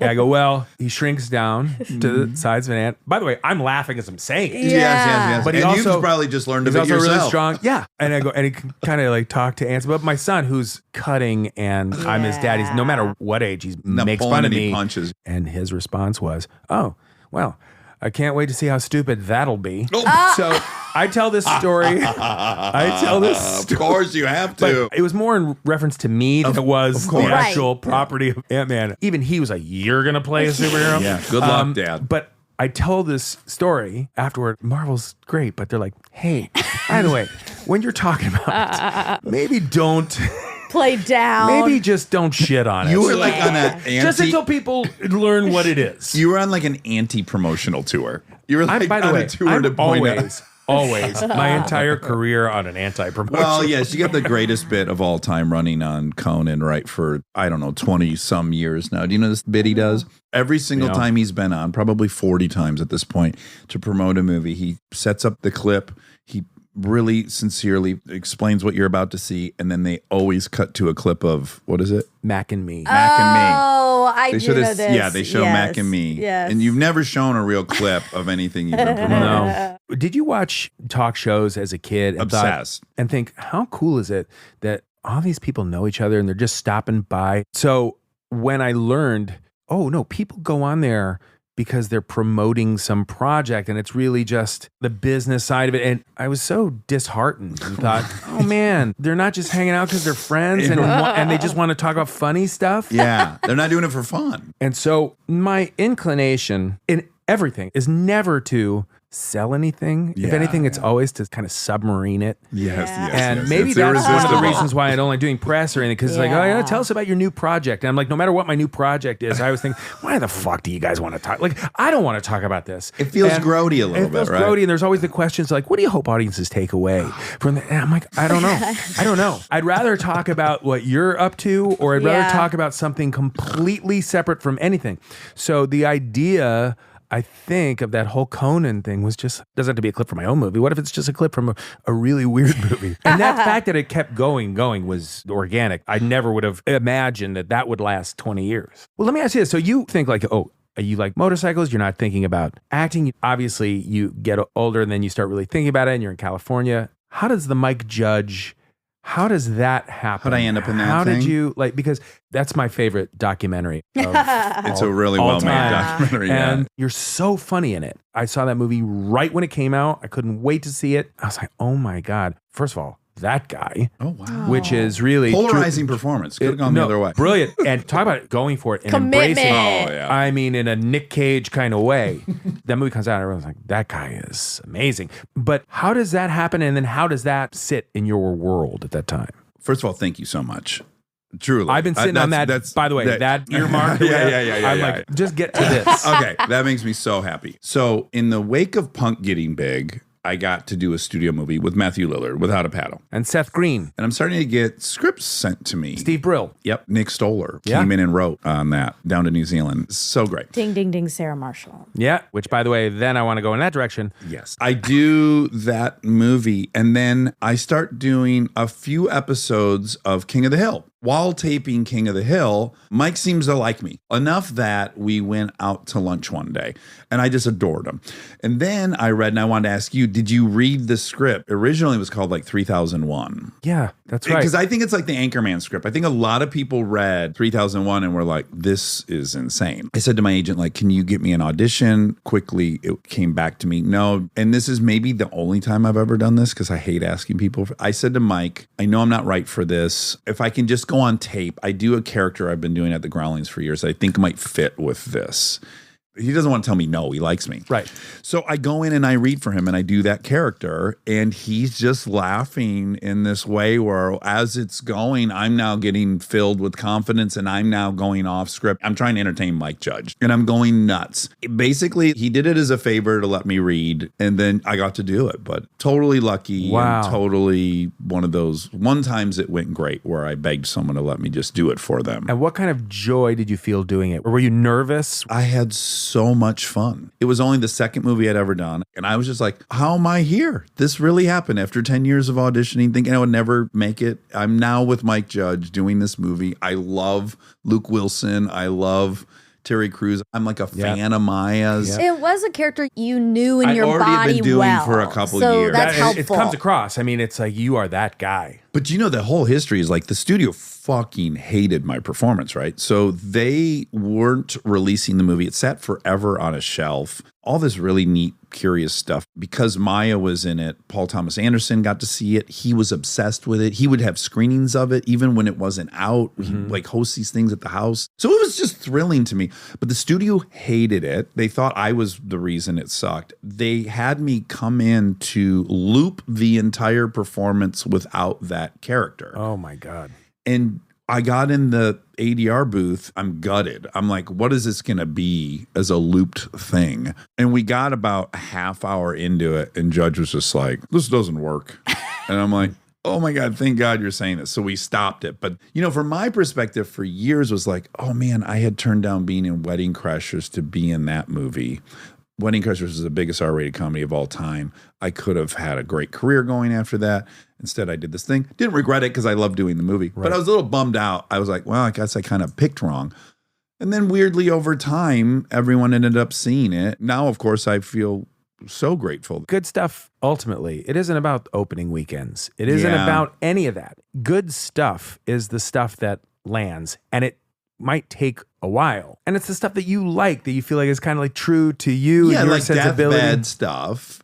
I'm like, God, I got to be in a Mike Judge movie, and I got to be in that one. But that is a very clever, very funny, not commercial idea. A lot of people didn't get it at the time because, well, of course you don't get it. It's about you. Yeah, exactly. And so sometimes it takes a while for something like that to catch up. It's like a really great album that a band puts out that 20 years later is discovered or really then grows in popularity and becomes one of the great records of all time. Even Big Lebowski grew in popularity, and now it's like so beloved. Yeah. Well, the famous one is like Shawshank Redemption. People would think that that was a hit because we've all seen Shawshank Redemption. Yep. And I want to say that movie made like $9 million. I read that. Oh, you did? Yes, I went. No way. Yeah, You I read for that? I read for it, for the Gil Bellows part. By the way, couldn't have been more wrong. It was like right when I was kind of starting off, I want to say, and I read the script, I thought, this is really, really good. This is Stephen King? Yeah. That came out and it was like, oh, this cool little movie. And then, yes, over time, it's on like classic. the Yeah, you would think it was a best of list. $200 million movie, Yeah. like best picture, the whole 9 yards. Yeah. Well, we just went to Turtle Bay. Yeah. knew? Who knew? I mean, What was let's Kristen talk- kept imitating you the whole time we were there? He's like, When Russell Brand had the thing stuck in his leg, Oh, and right. then you're just so funny in it. It Oh was my super fun. God. Though. Did Chris have fun doing that? Like, it was Oh like, my God, it was yeah. cool. That was I mean, we're in Hawaii, and I can't believe you were just at Turtle Bay. yes. It had like a $500 million makeover. So it's a completely different hotel. When you are at that hotel, is there any signage or is there anything that says this is the hotel that Sarah Marshall was filmed in? I didn't see any, did No. you? But have you ever been to Caesar's Palace post Hangover? Oh, is it all Oh, hangover? the whole place is dedicated to the Hangover. Really? Which again, it gives me such funny. pride for those guys. Yeah. Like this comedy thing, being funny, took over Caesar's Palace, this place that Evel Knievel jumped over the fountain of. Like, this is wild. That means it's still magical. That's what I take from that. You want to go and have your hangover. Isn't that now weekend. kind of what they're doing also with like all the places that White Lotus is now Oh, filmed? I'm They're going to be like, sure. it's got to be like the White Lotus Hotel. People want to go. I mean, it looks so beautiful. And Yes. yeah. How long would that last, do you think? How long sitting there? For me, I think longer than for most. a month. The White Lotusness of it all would last probably a couple of days. Okay. And then you're like, actually, this is just kind of a nice hotel. Yeah, and it's then gorgeous. it's like you're not even thinking about White Lotus. Second after all. wave. Yeah. Okay. Yeah. You settle into it. I I think he met said- those two and I was so starstruck Yeah, she the other just day. met she Two met of the actors. Albie and Daphne. Daphne. And No we have a way. lot of cool people in here. I'm used to seeing people, but I was very starstruck by them. Yeah. I would be too. Do you have any fun getting fired experiences? Have you ever been fired as an actor? I've been cut out of things. I don't think I've ever actually been fired. Yeah. I'm sure there's been conversations about it behind the scenes, but I've But not no firing. not really firing. Okay. I've just had that, like I was in Bridesmaids and I did a few scenes in Bridesmaids, and then when the movie came out, they're like, you didn't make the cut. So, all right. That's okay. Well, but that's what's fun. Like Kristen Wiig was in Sarah Marshall for a couple scenes. She had she like a was? couple She scenes, was like a you had a couple yoga. scenes. That's right. She was a Yes. yoga star. So funny. And it's so funny, and it's on the extras, but it's cut out of the real movie. Yeah, I was cut out of one Apatow movie. I still get really? residuals from it, even Oh, though, wow. yeah. That's lucky. What was the baby one? I think I'm in Knocked Up. Knocked Up. Oh, I Wait, love I'm like on the Knocked red Up. carpet somehow, Yes, getting yes, interviewed. yes. But I was fired a couple years ago. Tell me about that. I got asked to come do Will and Grace, the reboot of it. And I sincerely, not because I'm too big for anything, I didn't want to do it because I just didn't want to do it. It sounded inconvenient, just on a laziness. But then I'm friends with Sean, and a real heartfelt pitch was made, like, just come in and do it. And then I was like, okay. Did a table read, got a call like maybe 6 hours later from my then agent, and she started telling me how great I was in this movie she just screened. And I thought, oh, okay, this is a weird call. Like, she's really talking about how great I was in this other movie. And then I just felt it. Cushioning the blow. Yes. Mid pampering, I said, did I get fired from that table read? And she goes, so they are going to go another way. So I was like, oh, yeah, okay, that happened. It rolled off my back, but I'm It sure did. it would have crushed me years before. I'm pretty good about letting that kind of stuff roll off my back too, but it is a little bit of an ego shot for sure. We're like, wow, they don't really want me. Yeah. No, but what's even crazier, kind of, like when you go in for an audition and they don't want you, that's fine. They were looking for some specific thing, you weren't it. But when they actually beg you to do it, they really wanted you. Yeah. So clearly I did so bad in that table No. read. And then Nick Offerman played my role. Well, but that's why. But I think that's why. But I tell you, some things are just meant to be. Right. Yeah, I it's mean, great. I probably did a bad job too. I don't know how to act on Will and Grace. I'd never watched the show. I hadn't done a sitcom yet. I probably was not good at it. But my assumption was, well, I'm good. We'll figure out in rehearsals how to get me to do the thing you want. Right. But this my is the- cold this read is- of the script, We're just setting marks now. We're not really like, this Yes. is just, we're going through the motions until we That's what get I this thought. up on its feet. But so I don't don't know you what think if combination. you were doing a show, or if Kristen was doing a show and there was another role and someone came in and then it was like, Dax is available. Oh, we want that because that's a funny combination. Having a husband and wife, they're married, right? They are? Yes, of course. Okay. Well, then, yeah. So that I think that's why. Yeah, whatever the case. And also, I probably sucked at the table read. I'm fine with that as well. Okay, so you weren't fired from anything. Have you turned anything down that you regret? A couple things have gone on to be successful, and I think they were successful because of the combination of people that were in it or the person that was in it. So it might not have been, it all worked out the way it was supposed to, but yeah, there was a moment in time, and it was Hangover. So It was Oh. Hangover. yeah. So Yes, that's why I don't go to yes. Caesar's Palace anymore. These are actually endearing stories. I would say Yeah. other stories where people are kind of telling how they came across $1 billion. When people have lost out on a significant amount of money, Yeah. I think Oh, it's, by the way, and it was. Yes, It would have been. Yes, And those guys are great. it's great. Well, It's and it's, great. if Are you allowed you're to tell us saying- which character? Cooper, probably. That was the one. Yeah, Oh, I had also meant to play Cooper. I met with Oh, so you were. Todd. Yeah. And I wanted to play Cooper's role really bad, and Cooper got it. And look, it all worked all out. He shakes got out to be a in the huge end. movie You're star. a You're Marvel doing great. Yeah. superhero. Yeah. Also, I remember growing up hearing like, oh, wait, Tom Selleck was supposed to be Indiana Jones. It's inevitable that something will come along if Yes. you're lucky enough to have a career. Yes. And these movies go on to be, I think, big successes because of the people who said yes and who did them or who got the part. I auditioned for a movie once and I went in, all I did was say, I really love the movie. I really love the part. I said like, oh, who you really should get is this guy named Jack Black. No. Yeah. It was before Jack really kind of like, No. and I didn't know Jack. I was just a massive fan of Jack Black. my God. And I think maybe Tenacious D had maybe 4 songs. He was in Bob Roberts. And if you watch Mr. Show, he was in it. So I said, you should try and track down this actor named Jack Black. because he would be great. Was at this it. for Orange County? What No. movie was this? Was it for School of Rock? No. High Fidelity. Fidelity. High Oh Fidelity. my God. Good for you. No. By the way, I'm sure that he would have been auditioning for it. It would have happened anyway, but I do remember pitching him in the audition to Yeah. Stephen Freer saying, there's this guy. This is the guy.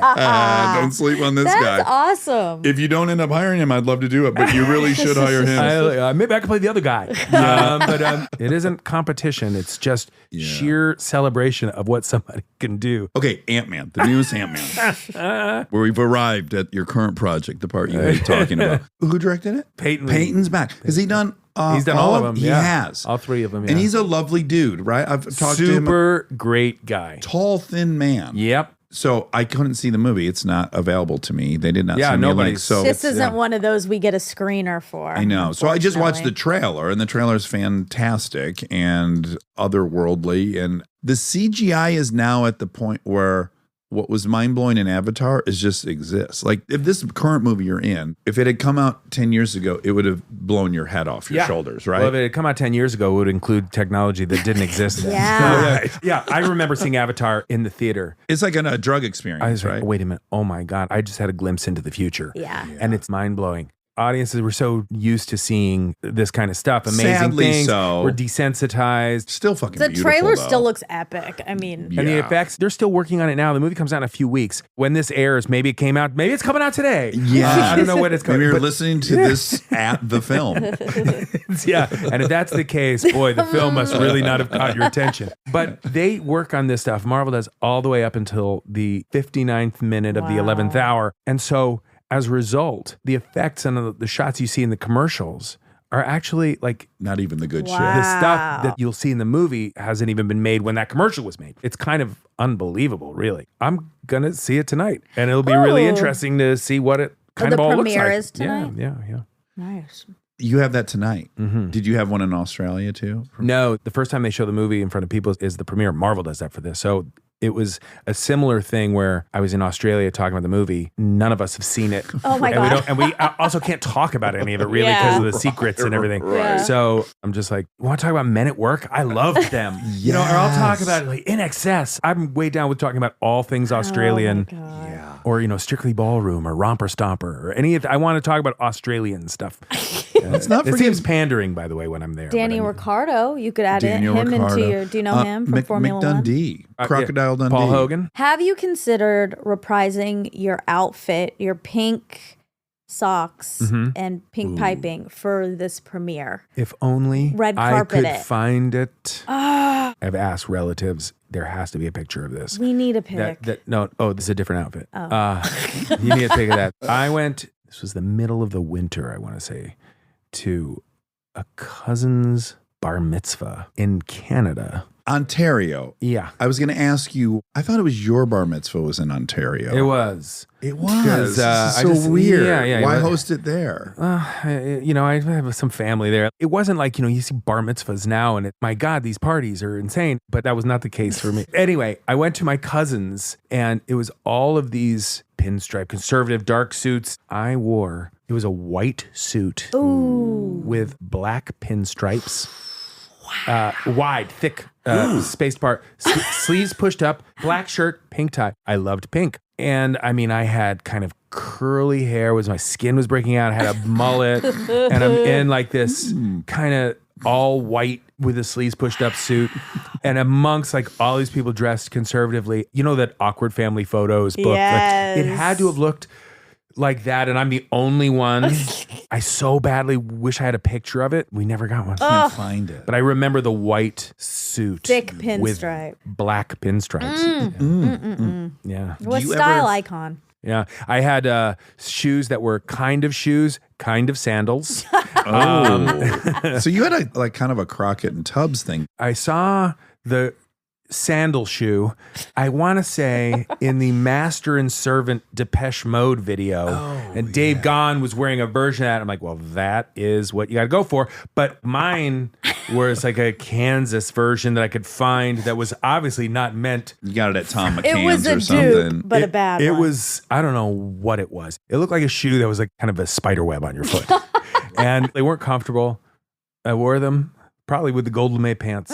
God, I wish I had the photos. Do you get disappointed in yourself as I do? Because I was so adventurous with my style all through high school. You and me both. You've gotten more subdued. Do you ever you're very think tame. God, why haven't I kept pushing? I don't think about it so much. It is true where I get much more, I like a black suit and a white shirt. Yeah. I mean, really like the opposite way where this will work in any decade. And I also kind of like the simplicity. I remember even at that age, like I would go to thrift stores. I was really into what clothes I was wearing, and my father just couldn't care less about what he wore. Right. Like if he had a shirt, it's because my mom bought him a shirt because he needed a new shirt. It wasn't like he had a bad sense of style. He just had no sense of style. And my dad was a very interesting man who talked about really interesting things.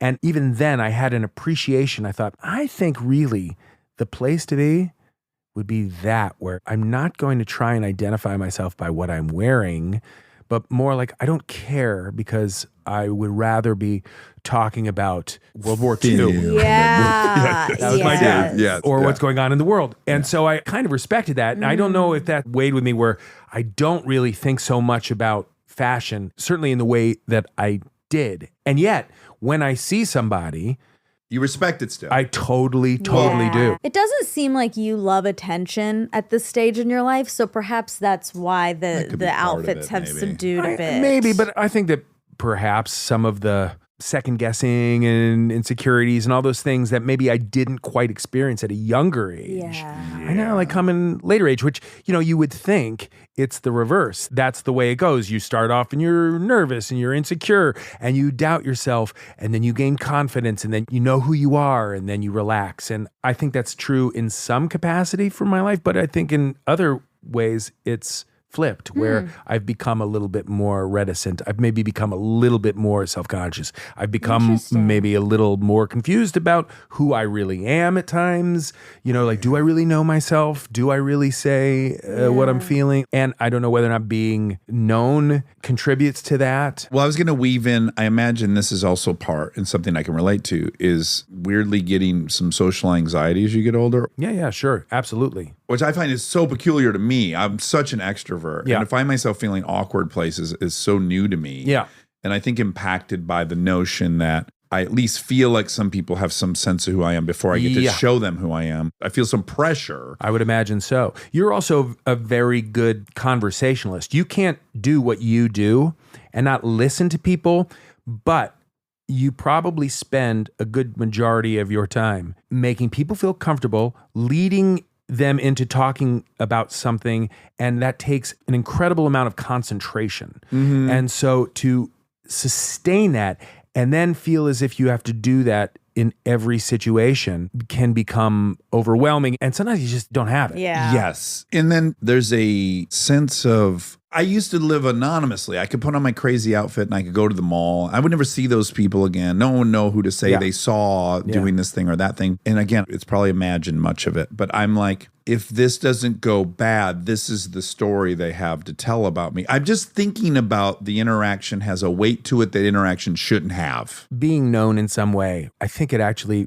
probably messes with your head in ways people don't talk about or understand. And I think that this idea of becoming a bit more reclusive, a bit more anxious, a bit more everything, particularly if you have kids, it does manifest itself in some really strange ways. That is true. You talk about going to the mall. I remember there was a moment in time in my YB normal years where like my favorite thing to do was if I was with a friend and we were at the mall or wherever we were in public, if there was a big crowd, what I really wanted to do was just wipe out. I wanted to fall. whoa. I wanted to fall. And if I was at a mall, if I could fall down a flight of stairs where like people would run over and go, are you okay? Are you okay? And I'm doing all of it to try and make my friends laugh. Yes. And I would never do that now. Yes. Again, you were anonymous. You would embarrass yourself in front of some group of people, but those are your out group. Didn't matter. You didn't care. Like, yeah. Oh no. It was no. for your in group. In fact, it was more. I Yes. was always trying to find the version of that to just make my friend. I laugh. fell off the stage at graduation in high school. When I went up to take my thing, I fake tripped on the stair. I knocked over a planter. Brilliant. People in the audience were like, oh my God, I'm so embarrassed Yeah. for,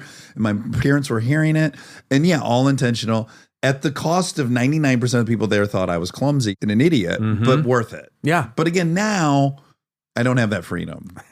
And I guess I miss it a little bit. A little bit. Yeah. I know, a little bit. And the truth is, you do have that freedom. Sure. But I don't know. Yeah. Do you want to exercise that freedom as much? Yeah. Yeah. This cute little town you live in, there's some other people there. Right. I've been intrigued by it. I don't want to blow it up because you're probably nervous I'm even talking about it. But you live upstate New York a lot of the time. And you own a cute little candy store. Right. With a couple other Oh dudes. my God, right? cute. I've heard this. Yeah. I don't know who we know that's on the inside track up there, but Chris and I have been like, do we need to move to this little town? Jeffrey Dean Morgan, who plays Negan on Walking Dead, and Hillary Burton, his wife. I mean, they're both well known. They live up there. I met them because we were both up there. Carell too. No, Carell is in. He's in I'm not another sure. little He's in another town. state in another. Oh, like, But he Yeah, also okay. had a But- little store. Carell owns a general store in this Yeah. little town. I think I want to move to his town. Maybe. Yeah, that might. Yeah, Chris might want to go. I think that his town sounds amazing. By the way, It's like the Missouri to your Kansas. Yeah, we're on the side that they don't remove the snow. And so there was this candy store that, it's this small little candy store called Samuel's that was run by a guy named Ira, who's a really sweet guy. And he was kind of like this staple in the town. I mean, it's not like a big town. There was this sweet little candy store, and he wound up having a heart attack at a very young age. He was in his 50s, early 50s, and died. Hey. Yeah, it was really sad. But we knew Ira, Jeff and Hillary knew Ira, and then another guy named Andy Ostroy, whose wife was Adrienne Shelley. I don't know if you ever saw the documentary Adrienne. It was on HBO. I think she wrote Waitress. Oh. And so she was. Oh my yeah. So God. there's like Yes. some real tragedy behind That story is horrible. Yeah. So not to keep bringing around onto tragedy. Your dad Andy's up died there. in 2010. My dad, yeah. My dad is dead. Otherwise, he'd be an owner in the candy store. But God. he's not here to. Also, he's not here anymore. I'm My dad sorry. liked My to eat dad candy, in all but of he's his dead too. non-fashion. My dad in his generic outfits, dead as a doornail. Buried him in a Sears suit. If only. Honestly, we cremated my father, and the only reason is just he had nothing to wear. We cremated my father, and I was the one in charge of it. And I'm dealing with this in Michigan. I'm on the phone with someone. They're like offering me different packages. I'm like, I want the cheapest fucking set him on fire. Like, I Yeah. don't need to put any money into burning him. Right. With the tiny voice in my head, like, maybe this woman knows me is going to report that I cheaped out on the cremation Of your dad, and this Like, is like, but I want to say, like, this is preposterous. I could burn him for $60. What are we talking I about? could do Different it packages. myself. Yes, legally, if I could, I would. That's really funny. Like, she's gonna report that I cheaped out on my bought the cremation. cheap Gonna be an us package. weekly. I didn't get So the. we could have 6 or 7 urns. I'm like, no, I'll bring in like a Folgers can or something. Like, I don't need an urn. Yeah. By the way, I got an urn later after the fact, and I had my dad in like a baggie. Yeah, Yeah, I mean, yeah, that's all right. That's fine. There's no reason to throw good money after bad. Yeah. I went and spread my father's ashes in Ireland, and this was at the height of TSA. It's a weird thing when you have to like kind of put your duffel bag on the belt at the airport. And they screen it, and they're like, "Anything in your bag?" It's like, just my dad. my dad. And Just me and my dad. and when they pull, I'm on a trip with my dad. do I have to alert the airline beforehand? And you went with carry-on, not I check-in. want to carry on. I didn't check my dad. No. By the way, I did not check my Keep him dad because I close. thought, like, what happens? Well, what if it gets stolen? Yeah, if it's stolen, somebody stole my dad. That's an 80s movie right there. Somebody stole my dad. More than just a weekend at Bernie's. Yes. Chasing your father's Yeah. ashes around the continent of Europe. Oh my God. Still chasing Amy. So there's a weird kind of protocol you have to do to make sure, but it got all messed up. So we had just some person screening my dad on the belt. And Oh my then I God. had to explain, like, look, it's my dad. Please don't throw him away or make me check him. I don't want to check him. Don't throw them away.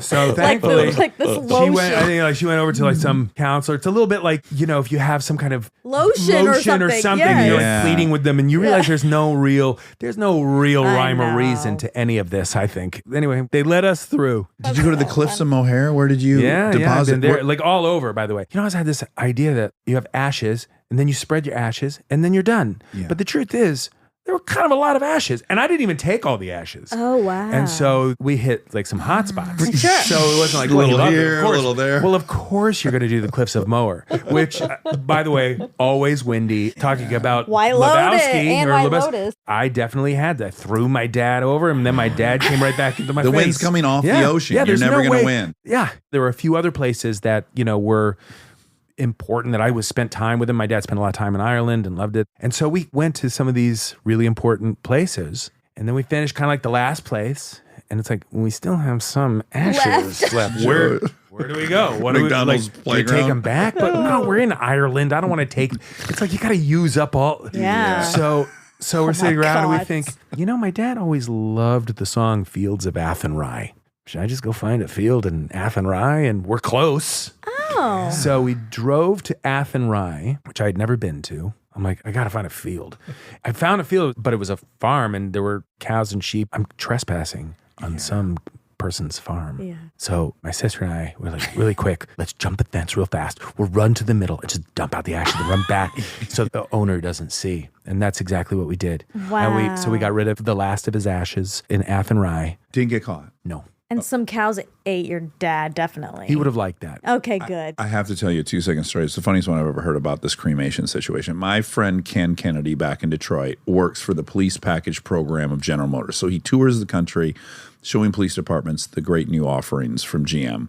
He has a model car, they get to test it, and then hopefully they order a fleet of them, right? That's his job. So he's on the East Coast. He's got this cop car he's going to take to this tiny little area that he's got to take a ferry to. He's prepped it in the morning because he knows on the little island there's not going to be anywhere to make the car beautiful. So it's perfect. And when he pulls onto the ferry, they think he's a cop, so they send him to the very front so he can pull off first, right? So now he's sitting in the cop car and he's working on his computer. And all of a sudden there's a knock at the window and there's a guy and he's like, hey, is it okay if I wanted to dump my mom's ashes off the ferry? Thinking he's a cop too. And he's just like, go ahead. And the person steps in front of the car at the back of the ferry and they dump the bag, and Kenny goes, I don't know what size the mom was, but it was a trash bag. It wasn't a gallon Ziploc. It was like a hefty Glad bag of ashes. And he said, Dax, the entire bag just kind of exploded in the air, covered the grieving son in ashes, and then completely covered the cop car to the point where he's like, I couldn't see out the window. And I thought, should I turn the wipers on? Like, what should I do in this situation? Then the guy's by himself and he's emotional. And now the ashes, none of them have made it into the ocean. They're all on the deck. No. So then the guy's gone for like 6-7 minutes. And Kenny's like, is he going to jump off the back? Like, this went so bad. He returns. He's found a broom. Sure. He starts gathering all the ashes back up and pushing them out one of the holes at the bottom that you'd feed the ropes through for the fucking ferry. He said this was the worst thing he's ever seen, and it went on for like an hour of this poor person trying to get them off the boat into the fucking ocean, and then his car's covered in fucking dead remains. So fun. Like, I feel as if there are a lot of these stories that go wrong because you don't really think it through exactly. You've seen it in a movie. You've seen That's it in a it. movie, or you're like, Yeah. I know I need to scatter some ashes. I noticed in White Lotus, I thought, while watching Jennifer Coolidge, like, oh, that's interesting. She's using her hand. Yeah. Right. It seems like you shouldn't. When we did it, my son was about 3 years old. And it's like, I want him to spread some, my sister, my mom. Like, we have the ashes, but we realize, oh God, how do we do it? You don't have like a scooper. Yeah. We don't have a scooper. We don't have like Yeah. little ceremonial cups. We don't have, so what do we do? And it's like, we could go across to the corner. There looks like on this street, there's like a little convenience store next to the pub. So we go in, like, are there any cups? Do you have any ceremonial ashes? So the only thing they had that even kind of covered it were these little like Dixie cups that had soccer balls, like these scenes of like, like a soccer sporting scene on these paper cups. So we're like, well, let's get a sleeve of these. And so we're dipping these paper cups into the bag of ashes and then whoosh. Yeah. Wow. It's a comedy of errors. I mean, there's no way to do it. Yeah. Wow. Wait, real quick, the candy store. Yeah, I know. I kind of veered up. So anyway, Ira, this guy, he died. Yeah. And it was awful and sad. But Jeff and Hillary and Andy. We all knew Ira, and we thought, we don't want the town to be without this store. All the kids in the high school work there, and it's a place to hang out, and candy stores are awesome. And so we went in and wound up buying it. And now it's been several years, and Ira had a guy that was working kind of like his assistant. He was out of high school, but he was a little older now. He now is our manager, and he runs it as the manager. And we're all involved. Sweet. But I love How do you that. explain to your kids they're not allowed to go in there and just take them since you it's own a tricky it? thing when they Yeah. realized early on, like, oh yeah, this is our candy store, and they're little kids. They walk in, you think like, oh, they could just grab. Well, we say, you can't do that. Right. We buy all of our candy at the counter. We still do all of that, but there is a sense of ownership with them, even at a young age, where it's like, I want these. Daddy, can I get some toxic waste worms? Okay, well, I mean, I don't know what to say about Ant-Man and the Wasp. Me either. I love the title Quantum Mania. It makes fun. me think of Quadrophenia. Yeah, it does Which have is a bit- great. It's great. Yeah. You saw my sandcard down there. It's got the Quadrophenia logo. I noticed it. Yeah, Yes. Yeah. So Quantum Mania. I'm Is all that, in. that is From the Who. specifically? You just love it. I love it. Yeah. It's on everything I have. It's Always. the RAF symbol is where the Who got it. Now, is your love of the symbol because you obviously love Quadrophenia, but RAF, I'm looking at right here at your vehicles we and did and discover planes and pre-recording that we have a shared love of World War II and military vehicles, which made me so happy. I don't feel like I bump into a lot of actors. You like history. I love Yeah. it. I Yeah. love Yeah. it. Me too. And yours makes sense. Your dad was a historian. Like I like reading about history. I get frustrated when we find ourselves in situations in the world right Identical. now where you just want to shake everybody and say, guys, there is a little bit of a roadmap here. History can show you what happens when you don't do this or what happens when you do this. Why are you not paying attention? And it's maddening. Yeah. The thing about history is it is the only thing that we have that can really show us what to do Yeah. in a certain situation. Plus, it's just fascinating. Well, right now with Ukraine, it's like the most perfect parallel to Hitler there ever has been. We were saying, I just read this book, The Splendid and the Vile, which is all about London in 1940.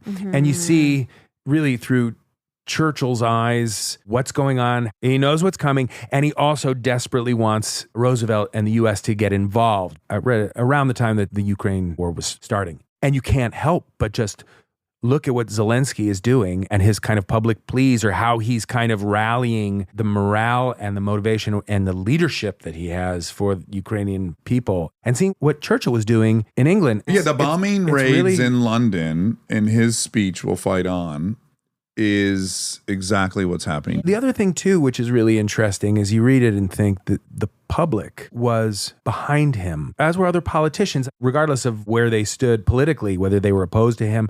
There was a respect for the office, and there was also, well, we're not going to try and usurp your power. We need to fight the common enemy here. Yeah. And the way that that country behaved at that time, I was reading going, I don't know if this would happen now. Yeah, it's so exemplary. It's impossible. And thank God it happened. Yeah. I mean, it's a little dispiriting. Also, and I just watched, there's a Frontline that came out last week. It's called Putin and the Presidents. I highly recommend it. It's great. It's his relationship with now 5 presidents and how he's just watching them come in and out and how he's manipulated them. But the bold-faced promises and lies, the same way Hitler would. He'd host all these people and he would community build and he would say, we're not going into Poland. I just want to reunite Germany. And we'd go, that kind of makes sense. No one wants to go to war again. No, now he's in Poland. He just said he wasn't going to. And then Putin's insane lies directly to the eyes of all these presidents is wild over and over again. Yeah. So what direction do we want all this to go in? I find all of it really interesting and frustrating when we all do. Humans, we tend to forget our history. Yeah. And we have short memories. We just interviewed Rami Youssef. Have you seen Rami? Yeah. It's tremendous. Oh, yeah, we were talking about the- Oh, yeah. He was telling us that the Islamic word for human, which I don't remember the name of it, what it translates to is forgetful. But that is the Arabic crowning word. essential ingredient of human. Right. Which is also a positive. Allows in us to live. In a lot of ways. Yeah, it's a mixed bag. It is. It's a shame we're forgetful about certain things. Yeah. Yes. But I personally relearn the same lesson every 4 months. I'm like, oh my God, I get it. Oh, right, I had gotten it 4 months Forgetful that we talked about Rami about an hour ago. ago. There you go. Making true the claim. Well, Paul, this has been an absolute pleasure. I want everyone to race out on February 17th and see Ant-Man and the Wasp. Quadrophenia. Quantumania. You must see it in a theater. It's a spectacle. It deserves being seen on a huge screen. Does 3D glasses involved in some cases? Yeah, I think don't you have the choice now? You can put on the Sure. glasses and see it in 3D. Yeah. Yeah, well, it will be an immersive experience if you do. Yes, it's going to be incredible. It's a great franchise. Truly, of those Marvel movies, there's a handful I actually really love, and certainly Ant-Man's among them. I think the quotient of comedy versus action is quite high, which does it for me. I love it all and everyone involved. Paul, this has been a blast. It has been. I've Thank you. really enjoyed Thank you it. for having me on the show. And just think about going out on a limb tonight at that premiere. It's not too late to swing into H&M and That's pick right. up something with some pink ribbons. Some gold lame. Maybe like a bolo tie. Ooh. Dust off mom's pants. Go put on mom's pants. For step one, And mom's slacks. yeah, something with some shoulder pads. Yeah. Anything ducky-esque, maybe some gerbots. Sally Jesse Raphael glasses without lenses in them. Oh, boy. Some frames, some red frames. Yeah, I had some glasses with the clear Yeah. lenses. Sure. Of course. That were so cool that were not prescription. You had to. Yeah. You didn't have a choice. All right. I thank you adore for coming. This has been a blast, and good luck with everything. Thank you. And now my favorite part of the show, the fact check with my soulmate, Monica Padman. Who broke your back? Well, Oh, no. I didn't. I'll go so far as to say I broke my back. Uh-oh. But I am You're sore. wonderfully sore. Oh, Like, I like it. good. I like it. It's Good. been a long time since I felt this brand of soreness. Uh-huh. Like, I woke up probably a dozen times last night in the middle of the night where I was just lying. I was like, no. Like a deep Deep sore. Soreness. Oh, my God. Because tell people why. me, DeCastro, Clay, Danny, Ricardo, his buddy Corey, of course, Blake. Blakey. How did Blake do? Well, Blake's the least experienced. Right. Yeah, so If you listen to the Danny episode, this was discussed, right? on the previous ride. Yes. Yes, so if people remember 2 years ago, Yeah. almost to the day, really, because I remember he was just about to fly away to start the season, and I was absolutely panicked watching him come down the side of this mountain. Right. And so we did virtually the same ride, more extensive this time. On these motorcycles. little motorcycles, 100s to 150s. No one can ride anything above a 150. Which means small. Small yeah. for big boys on tiny bikes. Uh-huh. And I did not have Aaron this time. Last time you had Aaron and Danny had Blake, and it was Yes. like the both of you were kind of semi in charge of your friend. Safety. And Danny gave you a lot of props because you really cared for Aaron and you didn't go up some of these crazy I things. sat out some stuff Yes. so that I wouldn't injure Aaron. And Danny didn't. That's And right. he- That's right. And then Blake followed him, and then Blake fell. Yeah. Well, yeah, repeat of that Okay. on Blake Danny's side. Okay. But I would say Blake did better. But Okay. he has not ridden since that Right. day 2 years ago when we were also in over our head. Listen, I've been riding dirt bikes for a long time. It's a pretty extreme adventure. Yeah. Because you're going up these insanely tall mountains on these little fire trails. It's steep on both sides. And there's these hill climbs. No one has enough motor. The wheels aren't big enough. And then I'd say the craziest part, I said I felt like we were special forces training to invade Afghanistan or something for what we were doing. We were in this riverbed for way too long. Oh my That's God. completely overgrown because, we got so much rain. Right. So there's water, there's mud, there's trees everywhere. You're under logs. You gotta jump the log on the motorcycle. All in this tight creek bed forever, Wow. trying to get back. And then just, I don't know, a dozen hill climbs that were really, really hilarious. I have so many videos of everyone just completely eating shit halfway up and then rolling down oh the my hill. God. But for me, it was a huge blast because I just was by myself. I didn't really have to worry about anyone. Did I you- helped people when they fell, but I wasn't Did responsible you for anyone. fall? No, I had Good. one. I came up short on one of the hill climbs. I got myself into a rut, but I was able to just push the bike up the hill off of it. But, this is a few 100-pound motorcycle pushing it up the side of the thing with bad traction, hence the soreness. I think I don't know that the riding is responsible as much as just the pushing the weight up the rest of the my hill. God. I'll show you some videos. You'll see Okay. what was happening. I'm glad you didn't fall. But it was, oh my God. It was just like one huge belly laugh after another for good. 3 hours. Fun. Yeah. And then on the ride home, I was like, yeah, that was a heck of a workout. I had hiked in the morning too before I went. Okay. And Doubles. 2 days. And then I was like, yeah, pretty sore already on the ride home. That's not a great sign. Sure. Had the boys' dinner last night. Then another thing. What's a boys' dinner? Well, you guys have all these wives, Oh my God. girls dinners Wait. every week, right? And we've never had one. Every month. Is it only once a month? Yeah, and it's hard to sketch. But okay, wow. But there's been like a 20 of them over Yeah. the last few years, and the dads have never done one. Yeah. So Matt organized and A Boilentine's dinner? a boiled dinner. Oh boiled my dinner. God.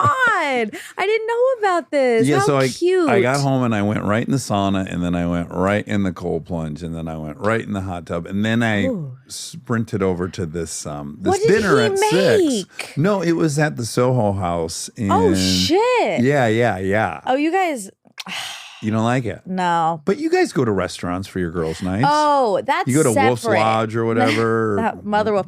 That's for birthdays. Okay, for birthdays we go out. Okay. Girls' dinner out. All right, sexy time out on the town. Yeah. Yeah. But Talk then about sex and goop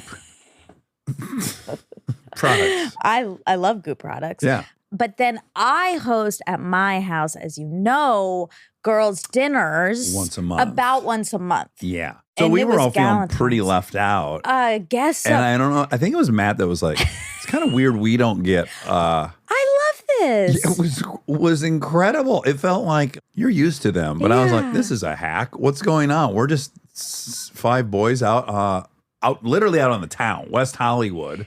Oh my in a sceney God. place. Yeah, that part's funny. The new Soho House. In West Hollywood. You know about it? I On was Holloway. just there. That wasn't my choice, but yeah. But Okay. it was really cool. Yes. Yeah. Very pretty. Here's the sitch. Mm-hmm. So we rated it because we're going to do this now like you guys do it. Oh my God. And so, of course, because Eric's there, Eric can't do anything just to do it, right? If you play spades, you got to play for countries. And if you play Right. for countries, there's got to be a map. You Yes. know, everything's got to be eventized in this peculiar way that we all oblige. So he was like, we got to start rating these and we'll declare a thing, right? So we had to give at the end of the evening. A score. And there was a lot of debate about how to do this. Like, Okay. are you going to give a score for the food, then the environment? And I said, it should just be those things combined. It should Okay. be your total experience there. Okay. I am getting older and I Okay. can't see, right? So I was walking to the bathroom a couple different times and people were turning their head, like they had this look like, because They by the way, recognize of course, this is somewhere I'll bump into people, like all the people in the industry I've known for 30 years, kind of, although also not. I think we should maybe tell people about Soho House Oh, just if in they don't know. case. Yeah. And you might be better at explaining it than I am. I have a very thin understanding of what it is. It's a club, by the way. Ding, ding, ding. I'm eye-rolly at it, I will Yeah. say. It's an exclusive club. It's a membership club. Yes. I don't know You have what. to pay a lot of money. Yes and no. I found out what it was. I mean, No, it's a lot. It's like $1,200 a month, I think. no. Or a year. It looks like for a single club, it's like 2,500. Okay. Yeah, but then yeah. So if you just want to go to that one, it's Right. So you have these membership. You can either buy for a single club or global, I guess. They're all over the world. Yes. And first, before we were even remotely critical, they're so beautifully designed. They are. I mean, truly, I've been to, the first one I ever went to was in Manhattan. And the next one was when they opened up the one on Sunset at 9100, the original one here in LA. Yeah. That place is so beautiful. The outdoor patio, it's on the 10th floor, 12th floor. There's like big trees with lights all over Sometimes them. they'll do screenings and stuff And there. a screening room. It's objectively it's beautiful. It is. Yes. It is. And Then you people could get do into meetings the clientele there or not. That could be triggering for a lot of people. I've heard people getting very upset about it. Yeah. Yeah. Because yes, you do have to pay this fee. And a lot of meetings happen there and it feels exclusive. And so I roll at it. Yeah. You know? Yeah. But then I met someone there recently. I don't have a membership, so they have to like write your name on a thing. The people Yeah. who have members, and Yeah, you can invite some people. strangers, civilians, I guess. bogeys. Well, of course, when I got there, I was like, oh, it's gorgeous in here, and I Right. really want a membership now. Yes, and it's vaguely European, or at least I was feeling like I was in Europe because there was like there's a coffee bar set up Yeah. thing, barista stand we that's sat. the size of a fucking range oven. Yeah. You know, and it smelled so good like Europe. Apparently, they have good cookies too. Okay, sweetest part of the night. Let's just jump to that really Okay. quick. You know our friend Matt. Yeah, sweet. He has Matt. a level of sweetness. There's some, and he catches you by surprise. One of my favorite things ever is he was eating a dish of food, not last night, Oh, a year or two ago. okay. And he got it, and he took a bite. And he was so happy, and he turned to Laura, and he goes, "Oh, it's really warm." And I found that to be like the purest thing I've ever seen someone say. Is they loved it because it was warm. So similarly, on my return back from the bathroom, He's so cute. which just to wrap up, my eyesight in low light Oh, is rough. So okay. I'm like looking people dead in the face and I can't see them. So Right. then I'm thinking like, I'm probably seeing people I've known for 20 years and I'm looking them right in the face and then walking right by. Yeah. I return, I sit down in the booth, and Matt has also a tendency to start his sentence halfway through. Sure. Right? This is a thing. Yeah. Yeah, so like I sit down and he's looking at me and he's like, you ever had do you like cookies? And I started laughing so hard. Do I like cookies, Matt? Yes, I love cookies. Everybody loves cookies. Yeah. I'm not going to eat any. Oh, well, but, that was. but of course I like cookies. Yeah. Have you ever met anyone that doesn't like cookies? No, I'm not friends with people like that. I mean, I've just never even heard of someone not liking cookies. There's so many kinds. Sure. Inevitably, there'd be one someone likes. Yeah. It was like I felt like we were 8. Yeah. Oh, and And- he invited you over to his house. Yes. And he was like, do you know about cookies? Oh my God. It made me so happy. Yeah. Well, I think it actually was him who told me they have incredible cookies. He loves the cookies there. Yeah. I- They're made to order. That's what he wanted me to know. Okay. Yeah. I wanted them, but I felt like it was not a good time for me. On that meeting. Yeah. Bad look. I didn't know what it was going to say about me, so I skipped it, but I regret it because all I want is to try those cookies. Apparently they're amazing. Did you get it? Did they get any? Well, what it tied in beautifully with was I said, Matt, he said, they're made to order. And I said, so Matt, do you think maybe what you really like about them is that they're warm? And he said, they're really warm. But also a warm cookie is special. It is. Oh my God, I want that. I really now this is a problem with me. Okay. If something gets in there, like I'm gonna You're going to find in your the way next to some 4 cookies. days I'm getting cookies. Like warm, delicious cookies. Would you ever get some of those, the pre-made roll and then warm them up? The Nestle Toast, how do you Sure. pop in I the- love Would you do that to satiate your current if I desire? must. But Okay. you know, I'll probably go to All Time. They have amazing cookies and milk. And they're warm. Have you ever taken Matt there to have some cookies and milk? No, I should. Tell him He it's deserves warm. it. He loves does. his cookies. I And know. if they're warm, all the better. Well, it makes sense because Matt and I are dessert soulmates. We discovered this during COVID Yeah.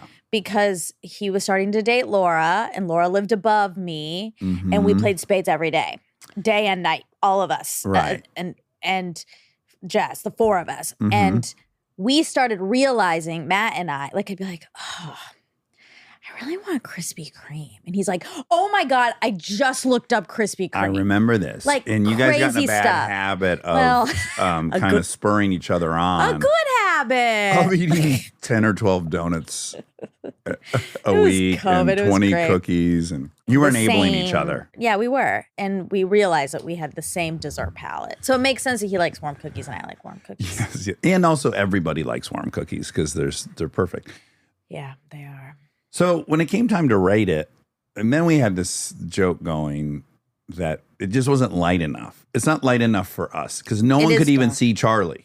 So what What we do you needed, mean? we needed a lot of light so that people could see how hot Charlie was. You are not doing your dinners correctly. You're supposed to talk about deep stuff. We did. But Okay. it was a great joke at a runner.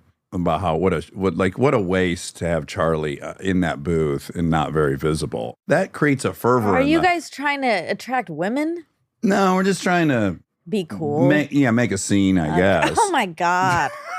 Like people, it's really fun to be around Charlie. People come up to him, like they cold call him. Yes, they solicit him. They send him drinks. It's the wildest thing to observe. Wow. Nobody has ever sent us drinks. Me neither. You mean us by you and I, or the women? The women. Oh, on the okay. Yeah, that doesn't happen to us. Oh, And it should. You've been there. Like we're on that vacation, and yeah, some woman comes up and she's just staring at Charlie, and she's like, "Oh, you guys look like Vikings," but she's not looking at us. She's directly looking at Charlie, and then she felt guilty not including us. Yeah, so she came over to say that he looks like a Viking, and she was just completely sucked into the force field. Yes. And it's really fun to observe. That is fun. And I'm happy for Charlie. Of course. Yeah. Listen, I think she was saying all of you because when all of you are together, everyone is good looking. Everyone is very fit. All 5 of you. And you all have like a look when you're together. It'd be hard to miss. So I get why you think that she's only talking about Charlie, but she is talking about all of you. Although Charlie's face is also Viking-like. People get sucked into the retractor beam. But anyways, it was all rendered completely moot because you couldn't see a goddamn thing in there. So that's really the only hit it took for me. I ended up giving it the highest score out of everybody. What'd you give it? An 8.5. Okay. That's good because the other thing is this is our first stop. Yeah. We were all nervous about giving it too high of a score. Of course. So everyone was really panicked about that. And I was like, guys, let's just reserve the right to give one an 11 if we have to. Okay, no. Yes, if we've like gone to all these ones and we accidentally gave one a 10 and we go to a place that's just truly 10% better, then we'll just go to 11 if that's what the case may be. This happens in scoring all the time when you're watching surfing, Scoring's gymnastics. hard. I know because they see something and then they give it a 10 and then all of a sudden you're like, uh-oh, what do we do? This one was a little better. I know. Yeah. That's why I can never give anything a 10. I like to give stuff a 10 though. That's a nice. Yeah. Things deserve a 10. They do. I mean, I wonder if there's a way to do it where you're not comparing. Like, I think what happens is we start doing this comparison where it's like, we gave that a 10 and this is better than that, so it has to be higher. But if we can just break it apart, this singular night, standalone. What was it? And then throw that in the garbage. Capsule. Then the new one. So maybe every single one is a 10. Yeah, but that's now okay. now where are you? Because then you're like, where do we return to? I guess everyone would know. I know. Regardless of the number they gave, we'd all have a favorite at the end of the day, and we would go there. Okay, so are you guys going to do this monthly? I sure hope so. It was so fun. Wow. And everyone's so Eric's hell-bent on like, we got to go to the Wolf Lodge. What's it called? Mother Wolf? Yes, or are you Mother talking about Wolf. Wood Ranch? No, Mother Wolf. Are you sure? Positive, because he wants to go where you guys went. And he wants to go. He's like, guys, if we're only going to do this once a month, let's try to go to the best restaurants in like LA. Me. He's like me, yeah. And I was like, fine, like I'm up for that. But I also wouldn't mind doing like old school steakhouse crawl, Dantana's, Musso and Frank's. Like go to the fucking originals. Yeah. And have kind of a historic Hollywood. But I want to go to Dantana's. How come we can't do stuff like that? Why don't you girls go to the Dantana's? Because they wouldn't be up for it. I don't know. Dantana's is awesome. I've never been there. Dantana's, will you host me and my 4 friends for free? No, what about me? Well, but you're not a boy. I can't go to your girls' dinners. And why are you can't be upset at me. I am. I am anyways. I don't care if it's I feel left hypocritical. out. No, I get it. I want boys to have boy time. We've been doing research on this. It's really important. We'll live longer. Yep, it's really important. So in the name of that, yesterday was one of the best days of my life. It was sensational. The fact that I got to go ride motorcycles with one group of my friends who I love. Boys. And then in the evening see my other group of friends. It was a great day. Oh my God. It was a really great day. It's You're hard to- upset that I had a it's hard great day? No, I'm so happy you had a great day. But it's hard to not take it personal that one of the best days of your life had Well, many of zero the best- interactions with me. Listen, you have been a part of several of the best days of my Okay. life, so I don't know what you're worried about. All right. Yeah. But if you're ranking, Think how many we could list. I mean, we could just start ripping them off. I don't want to like project, you know. I don't know what your measurements are. Anyway, I'm really, really, really glad you guys did that. I wish Our day more in boys are London doing when we went and interviewed Ed Sheeran. Yeah, that was lovely. What a day. Yeah. What a day. Speaking of that, is a ding, ding, ding to this. Tell me. Oh, shit. No, that's for next episode. Sorry. Okay, that's all right. Easter egg. Easter egg. Anyway, I'm really glad you did it. I think that's a thing men should be doing. Really, I do. So you guys did that yesterday, which was Wednesday. Monday, I hosted the girls. Mm-hmm. And I made a chicken. That was Another chicken. raved about. Yeah. I'm doing better with my carving. It turns out I had it upside down Tell me. when I carved it before.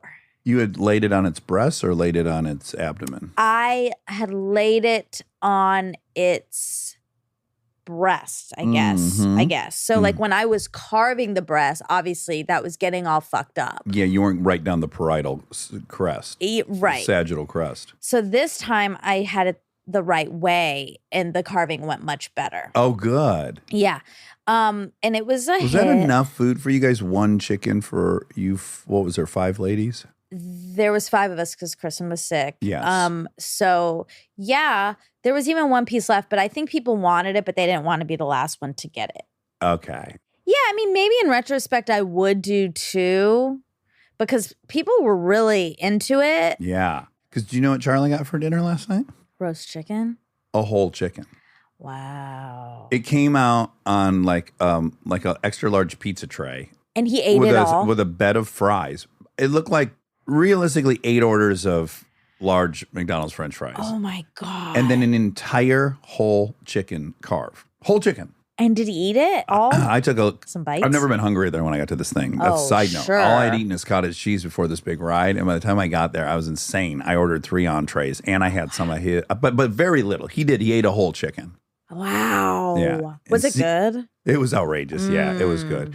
You know, did you notice this about that Soho House? We never really finished Soho House. They're all around the world. Many of them are hotels. But the premise of the menu there is they're hits from all over the world. So that chicken dish was like their one from Turkey. Oh. Like some roasted, Ooh. chicken and fries. And then their favorite thing from their meatballs from Berlin. Oh my God. Yum. Yeah. Mm. So that was cool. Very. I want that. All right, back to your chicken though, because you made it. That's way more impressive than ordering one. But if you hosted the boys, you'd have to make 5 chickens. Seriously. I know. And now the boys are requesting it. I've got a few texts that because the girls went back to their boys and Raved. they raved. And okay, so the smell, yeah. I've been struggling with the smell situation for a while. This was the best of the times. Still definitely permeated everything. Yeah. But I closed the door like I learned last time. I remember it got too cold, but then we remembered my heater. So I did all of that. That was much better. Yeah. And I had a new dish. I used a new La Creuset braising dish. Okay. That I think helped. It trapped in some of the odors. Somehow. Have you ever thought about positioning a fan pointed out the window so that it's sucking the air out of the kitchen and just pushing it out into your alley? No, I've never done that. I feel like that would be a That would good help. solution. Would I put it on the stove? No, you'd put it right in front of the window Oh. with the exhaust side pointing to the window, and it'd just be sucking all the air in the room out. Okay. Yeah. That's what a vent does, I guess. Yeah. That's right. My kitchen's so small. I know. That's why I think it would really scoop up all the air. You wouldn't need like a super powerful fan. I think it would just create a nice airflow that it would left your oven and then would go straight out here.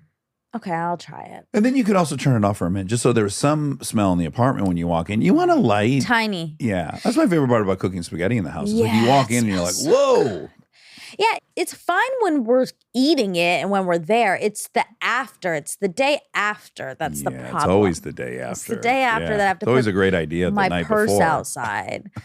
Anyway, so it was a hit. I was very pleased. Everyone's really impressed, as you know. People Thank are you. constantly raving. I think I'm about gonna make your- one tonight. Oh my God. Another one. I think I'm addicted And to some it. cookies. Yeah. Well, if you stuffed the chickens Oh, with ass cookies. with the whole log of the Nestle's. Oh my God. That might be delicious. Because you know it's really good when you add a lot of butter to the cookies, Yeah. right? It would be And it's a chicken little fat salty. cookie. Yes, chicken fat Oh my- cookies. It might really be something incredible. You know, Aaron's dad stuffed a pig full of 4 chickens. What? Oh yeah, at one of the 4th of July barbecue. He used to have these incredible 4th of July parties, Aaron's dad. Yeah. He was a roofer, as was Aaron, and all the scrap they collected all year long built into this enormous pile in the backyard. He's on like 20 acres. Yeah. So he'd get a whole pig, and then on the spit, the rod, Yeah. he'd put 4 chickens completely stuffed with garlic and all that stuff. Uh-huh. And then put the chickens in the pig, roast the pig. Oh and then my the God. fucking chickens would cook in the pig grease. Holy And it shit. was insane. my God, that And sounds then good. they'd light this like block long pile of scrap lumber, and the biggest bonfire you've ever seen Fun. would blow all night. Oh my God. I guess it's like a turducken, right? Isn't that like a Mhm. turkey and a duck or something? Yeah. This would be Chick Hagen. Oh, wow. Yeah. You know, I will say when we first started these girls' dinners at my house, Mhm. the boys used to take turns sending us stuff Yes. as presents. And somehow that stopped happening. Well, what happened is I had done it. You did it the first, I And think. then other people felt like they were bad husbands, and they started competing. And then I was like, well, I'm not going to be competing. Oh, 12 pies showed up and 10 rounds of flour. Like Eric got real crazy. of course. He always does. Yeah. Yeah, everyone was sort of taking turns, and that was fun. I'm just saying, I wouldn't mind if that returned. Mhm. Just putting that out there in the world. That's fair. Also, Matt said something funny because we had it on Monday, which was the day before Valentine's Day. And he said to Laura, wait, why are you guys doing it today? Aren't you supposed to do it the day after? And she was like, no, I mean, we're just not really. Random. Yeah. And he was like, oh, I mean, I thought it was like for you guys to talk about how bad we all did on Valentine's Day. Oh, that's what he thought the premise was? I guess. Oh. She was like, no, that is not what's happening. I thought that was funny. Okay. So this is for Paul Rudd. Oh, Paul Rudd. This is for Paul Rudd. Dax on the Bengals. You said there's a football player. So his name is Dax Mine, Okay. and he is on the Washington Commanders. There's a Daxton Hill on the That's Bengals what it too. is. What? Then there's another Dax. But not on what you just named a different football team. Exactly. Oh, yeah. So I guess on the there's Bengals, there's a two. Daxton. What is it, Mills? Daxton Hill. No, Hill. oh, well, this person's name is Dax Milne. Milne? Yeah, which Oh, sounds yeah, the well- same as what you're saying. It does. And Dax is for the Washington Commanders. Oh. He's 23. You wouldn't know this, but I started getting hit up by a few people a couple days ago. Adam Grant, Okay. my friend Aaron Gowatch, saying congratulations on the head coaching job of the Indianapolis Colts. Yeah. Oh, Became a news thing. It was in the Hollywood Reporter yesterday. So apparently the new head coach we look identical. oh, really? So on Twitter, I guess it was trending that No. the Indianapolis Hold on, I gotta Colts look. hired Dax Shepard as head coach. I can see it. I can see it in one Yeah. in the Well, I hat. got to tell you, it's the first time I've been compared looking to somebody where I was like delighted. I was like, oh, I would be happy to look like that guy. Shane. STEICHEN. You gotta get him in a hat. Get him in a hat. Get him in a hat on the side. Get him in a hat. I guess there was a press there's conference. A They gajillion they found a hats. picture of me in a hat, and they put a picture of him in a hat, and they put them side by side, Okay. and it became like a whole thing. And it's saying like Indianapolis Colts entering Dax Shepard era. All of it's just very flattering. I mean, for me, this is a stretch for like there to be actual Confusion. Yeah, or Yeah. like for it to be a thing. Yeah, it became a thing. And I just, Wow. congrats to Shane on Congrats. the new job. And then And for looking Shane, like I'm you. flattered to look like you. I was delighted. Yeah. I guess. Yeah, okay. It was really fun. Like I was I'm never trending on Twitter for Sure, anything. I that don't is do anything fun. exciting. And then that made all of a sudden me exciting that the guy looks like me. Well, this says Dax Shepard is trending for the funniest person on Yahoo. What year was that? 1 day ago. No. Yeah. That has to be related to the Shane thing. Is he the funniest person? He must be hysterical. I don't know. Again, I was just delighted. That is okay. I am seeing it more and more. This is how my ego took it. Uh-huh. When you can just say they appointed Dax Shepard, and then you don't have to explain who Dax Shepard is. Of course. So much of my career, you'd have to go like, you'd have to have an explanation first to remind people who I am to Yeah. even make that joke. So in some way, my ego is like, oh, well, that's lovely. I get it. Yeah. Okay. I just want to pivot. Okay, yeah. Back to Daxton. Well, no, to the current death toll in Turkey. Wow, I that's know. how abrupt. I know. I don't know how to go there. Yeah. I don't know how to get there. We would not call that a segue. No. Okay. 41,000. Oh my God. What had I said on that day? Like By- 1,800 or Like something? 1,200 Oh my. How many? 41,000? in Turkey and Syria. Oh my Lord. I know. That is It's enormous. so bad. That is 20 9/11s. Think of how we all reacted to 9/11. I know. Oh, Again, that's the whole heartbreaking. like natural versus Yes, this weird hiccup in our betrayal mind. bias. Mm-hmm. All right. Wow. Well, that was That's sad. crazy. Yeah. Look, this is, That's- I don't want to politicize this or be opportunistic, Uh-oh. but I have to point out, knowing nothing about it, Uh-huh. the people who hate government and they hate regulation, Yeah, I know. this is regulation. I This is know. building safety codes. This stuff that is so constrictive Obnoxious and controlling. This is the result. It's the same when you looked at the earthquake in Haiti versus one same island, Yes. two different building commissions and a 10x death toll because of it. Yeah. So all this fucking, restriction everyone's so I bent out of know. shape about. This is what This it is. is why. Ding, ding, ding. Two places that are the same place. Kansas City, St. Louis- Missouri. Yeah, Missouri. Yeah. Yeah. Uh-oh. I was supposed to ask my dad Oopsies. where he went to school. Let me text him. I think we've covered this. He's not ever going to retire. He hasn't picked a date or anything, right? He doesn't even keeps talk pushing about it. Oh, No, he picks them and pushes. Mhm. Same with Kristen said. Pick and push. Pick Yep. and push. That's going to be one of my plays I run a lot in Indianapolis, the pick and push. Oh, my God. Yeah, it's a new play, signature proprietary play. Oh. It's a good one. It does sound like a real play, doesn't it? Yeah. Yeah, the pick and push. Oh, they've been so successful this year with running the pick and push. I think it might be a penalty though. Yeah, could be. Yeah, I think he went to University of Missouri, Kansas City. I'm not going to ask because he'll take a while to respond. And Right. Could be years before we find out. I don't want to leave another Easter egg. Oh, this was crazy. So he mentioned Bobby Cannavale. Uh-huh.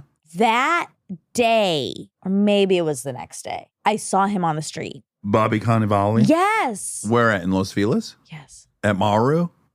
At Blue Bottle. I don't want to just blow up his spot, but Oh. Well, doesn't he live in New York? does he? He's probably visiting. Well, you know, I don't. the day before Paul came on, I saw the guy in Ant-Man at Maru. Who's the guy in Ant-Man? Jonathan Majors. Oh my God. I just thought that was crazy. We had just talked about him. He was Yeah. on the street. Bader Mainhoff. I heard his voice first, very specific voice. Uh-huh. And it was him. pretty cool. Did he? Okay, you know how when you see someone in real life, there's always like, you're this, you're more this, you're more. Was he taller or shorter? He or was is sitting down. Okay, hard to say. Hard to say, really. But his voice matched his voice, and his That So- seems to be yeah. so that adds up. I will say, so that's happened to me a few times. With the voice, Yes. yeah. I was on the verge of saying that it's almost 50-50 for me. Yeah. Yeah. Well, now that's how people are getting But us. even before the podcast, I do think something like Your I would voice. be in line at ArcLight talking to somebody, Yeah. and then Your voice is one lady specific. in particular, I remember this, like 50-year-old, well-dressed woman turned around. I knew that voice. I knew it. Oh, know. that's cute. Yeah, it was very cute. Yeah, you have a specific voice. Yeah. I know it well. I'd pick it out in a crowd, You sure? And then as I would pick out yours. but it might be Kristen's. Yeah, have you ever been behind someone in line talking and then they turn around and they go, Kristen. No, unfortunately not. Yeah. Kind of related. I don't Okay. even know if you noticed this. You coughed a minute ago. Yeah. And then right after you coughed, I blew my nose. So do a cough. And so I thought it wasn't intentional when I did it, but I thought, well, that was kind of a master plan because people would definitely think you followed up that cough with the blowing of your nose. Yeah. Because you can't tell tricked. somene's nose blow You're right. one from another. Oh, wait. Should we Sure. test it? Okay. Can you Here, give me yeah, one? Tissa. Faisal Tissa. Okay. Okay. All right, Rob, you're going to point to one of us. Okay. Wait, hold on. I'm not ready. And not I'm ready. thinking which one. One. Can't do it. Well, you kind of blew your cover sorry, on that I'm one. sorry. I'm sorry. Okay. You blew your cover. Okay. Reset. Reset. Okay.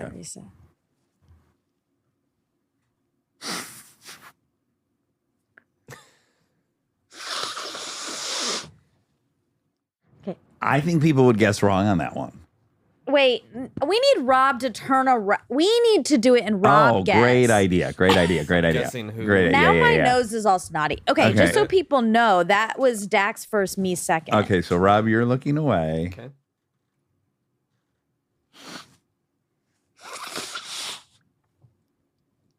All right. I think the first one was Monica. No! You got it wrong. You got it wrong. Wow. Yeah, great. But There's were a little you? squeak with it. That's why. There's like a little mouth squeak. I was doing my impersonation of Oh you. no! I probably. To be fair, I probably was doing my impersonation of you too. Give it a Yeah, little you went extra deep. hard. Yeah, harder. you went Ow, deep that and made hard. me my ear pop. Oh my god! Now my nose is running. Whew. That Okay. could be a weird, like if we were a radio show where we got to have callers and then give Yeah. away money, that could be a Yes. fun, like all three of us blow our nose. And the first person to get the order right would win $500 in tickets to like the Monster Truck Jam. Oh my god. Okay. Right. See, normally I would have cut the original cough and nose blow. I cut all of that. Oh, you do? Okay. Yes. Okay. But now I have to keep that in because now it's. I wonder when you're hearing it if you'll think the thing I thought was like, oh, that definitely sounds like I coughed and blew my nose. Yeah. Yeah. But I never blow my nose. On air, no. I Well, you don't even blow your nose that I much. very period. rarely blow my nose. Yeah. Tied with peeing for you. Yeah. Yeah. So I would have been confused. But I guess it's kind of like people blaming their partner's farts. Like you were trying to blame me. Yeah. On that. I've never tried to blame you for a fart, though. It wouldn't work. Nope, it wouldn't. Nor have I tried. It's normally the opposite. It's normally It's the always girl. the girl Yeah. making the guy look bad. Yeah. One time, Amy did say this that recently, or not recently, but she had a discussion with Ryan once of like, if I fart and somebody else notices, like you have to Be take chivalrous. credit. Yeah. And what he's probably said no. I think You he say said no? I think he said yes and then did not follow Okay, through. yeah. Yeah. Does Paul remind you guys of Ryan? I Hansen? can see it. You know who he reminded me of a ton is Rosenbaum. It was Really? driving me nuts. Yeah. I see Ryan a lot, visually at least. Okay. I think the way he talks and his mannerisms and stuff do remind me of Ryan. Yeah, reminded me of Rosenbaum. His face? The way he talks. Interesting. Even their acting's kind of similar. I can see that. Yeah, because Rosenbaum's a brilliant actor, and his nonchalantness, his comedic nonchalantness, is very similar. Yeah, and so I was just seeing a lot. It was really. I can see that. He's just taller, so I think that's what. Which one's taller? Rosenbaum seems taller, like Oh, more yeah. stretched out. Yes. Yeah. Yeah. Huh. Less hair. A lot less hair. Who has less hair? Rosenbaum. Are you thinking of him with a shaved head from the Yeah. show? Yeah. No, he's got plenty of hair. Yeah. He does? Yeah, he's doing fine. But with like his when hair. we hung out with him, he didn't have much hair. He didn't. Let me look him up. In fact, I wonder if Rosenbaum gets Paul Rudd ever. Kind of Okay, civil. he does have hair, but it's camouflaged. Okay. He does have nice hair. Wow. Okay. Rosie, right? Yeah. Hey, Boner, I'm in the middle of recording, and we interviewed Paul Rudd, and I was seeing these uncanny resemblances between the two of you, and I guess I was curious if you get him. Do people say that to you? Let me know. Yeah, like this looks like him. Yeah. I could see that. Yeah. But again, the hair is throwing me. Because it's so dark on Paul. It's a very dark, That's what- and- rich chestnut. His hair's like, I feel like it's long, Paul's, and Rosenbaum's is short Right. and sticky. Yep. But I don't know that I would describe Paul's hair as long either. Really? You're right. It's short. Yeah, it's short. What hair. is going on? I don't know. You're all topsy-turvy. I imagine Paul's is like shaggy. Yeah. Yeah, it's not. Well, in different pictures. Like in this one, But when it's he was just here. longer. Do we have the pictures of when he was here? I mean, I do. I think, Paul- look, though, really, though, his hair is more. Yeah, I mean, Like- it's short haircut. Let me Short show sides you and- side by sides. Oh my God. Do you have the technology to do that? No. Yeah, I mean, it's pretty short in this one. When he was Oh my here. God. Yeah, it's Oh my God, incredibly really? short. It's not like Yeah, it's a very short hairdo. Oh my God. yes. I guess it's the color. That's really it's the interesting. color. It's the but it's got like a lot of movement. Yeah, which I and think body. any like kind of Yeah, has it to the pieces. sides. Yeah. and maybe- playful. It's He's play- got great fucking hair. He There's no two ways does. about it. He He's got does. great hair. It's just, is it long? No.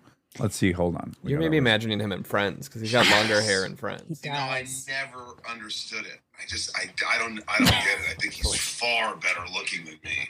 This is just When I off the look at him, I presses. think handsome. And then people are like, dude, you look like Paul Rudd. I'm like, well, he's a success.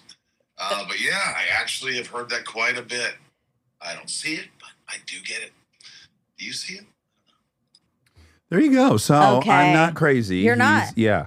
But like in this one, he has short hair, but it's still Long. Yeah.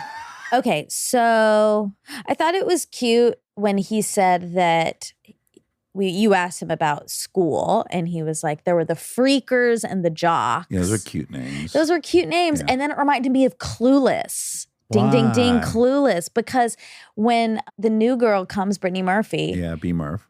they're explaining who everyone is, and they're doing that. Like the stoners, it's like a whole part of the beginning of the movie. Yeah. And it sounded like that. Yeah. But they didn't use And those then terms. he's that they've- in it. I just thought it was a really, ding, ding, ding. really great ding, ding, ding. Yeah. It's so weird that he's in that movie because that movie feels so it's like that's like a classic Classic. to me. It was a Super Bowl commercial. It was a Super Bowl commercial. That one I did see. Yeah. And I was young. Like it's like my Seminal. generation's. Yeah, it was seminal. And and he's still around, Yeah. very relevant. That it's like some cognitive dissonance that's the same person. Sure. Makes sense. And also just because he's done so much, I guess. I don't know. I guess I can earmark this for the next one. Sure. When Oh, yeah. earmark. We got it. I'm not even going to do it. But Okay. just remember there's an earmark about Wobby Wob. Okay. Okay.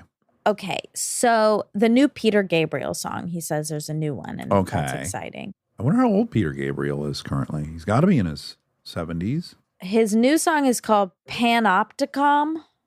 Panopticon. Okay, I can figure that out. Panopticon. Multiple points of view. Panopticon, that's what it means. It must, pan is many. Uh-huh. Opta is seen. Oh, wow. I don't know what con is. But No, calm. Calm. Calm? Calm. Calm, C-O-M. Okay. Panopticon. I feel like that's like multiple points of view. Wow. That's cool. Did you look what it you up? just did? No. Oh. But I think that's cool. my He's God. 73. Yeah, good for him. He's putting out music. Rob, could you search the definition of panopticon? Let's see if I was completely wrong. No, let's just leave it as that's what it is. That's fun. Yeah, do it pre-internet. Yeah. Yeah. Was Wet Hot Bradley Cooper's first movie? Yeah, because he was in a TV movie called Wall to Wall Records, Ooh. and he was in Sex and the City. before Sexual that. City. That was his first credit. How appropriate. Exactly. Talking about a ding ding duck. And then Wet Hot was his third credit. And Wet Hot. Yeah. This all makes it's like all if you're adding reading up. about it after the fact, you're like, this is scripted. Then The Street. That's him. That's definitely I don't him. know about that one. I'm gonna throw out that result. I think that's a bad result. Okay.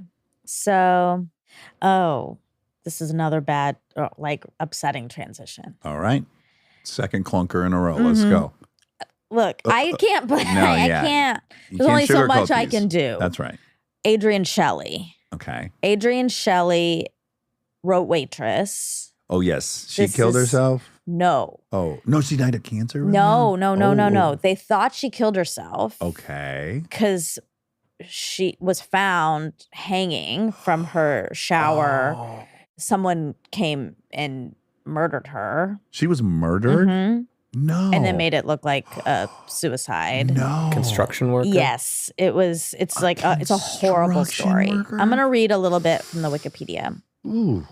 So Shelley was found dead at approximately 5:45 p.m. on November 1st, 2006. Her husband Andy, who comes up in this episode, discovered her body in Manhattan. He dropped her off at 9:30 in the morning and became concerned that she had not been in contact during the day and asked the doorman to accompany him to the apartment.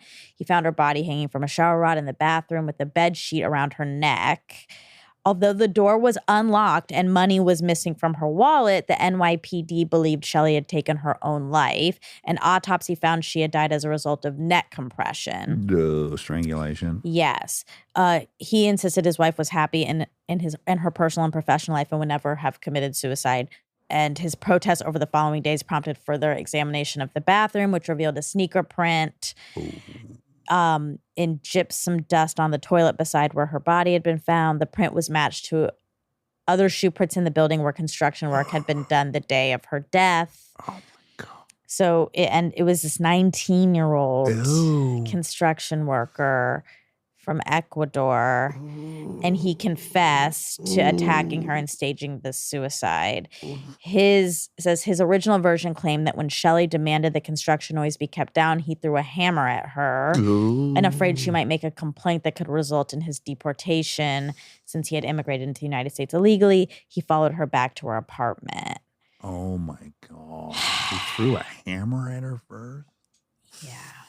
Isn't that just, Yikes. I mean, it's so tragic. So random. Yes. Mm. I know. It's really upsetting. But I guess there's a doc. Again, not to be opportunistic, but we were just talking about the illusion of safety. God. Well, It yeah. files into that. It's like you got a doorman, you're in a nice, safe apartment. I know. There's some percentage of your life is vulnerable. And for my opportunistic, Of course, that you should be I'm afraid. right. I am Yeah. right. Everyone should be afraid all the time. If I think somebody is dead, I have to go on a wild goose chase to figure out if they're alive because they might be dead. Right.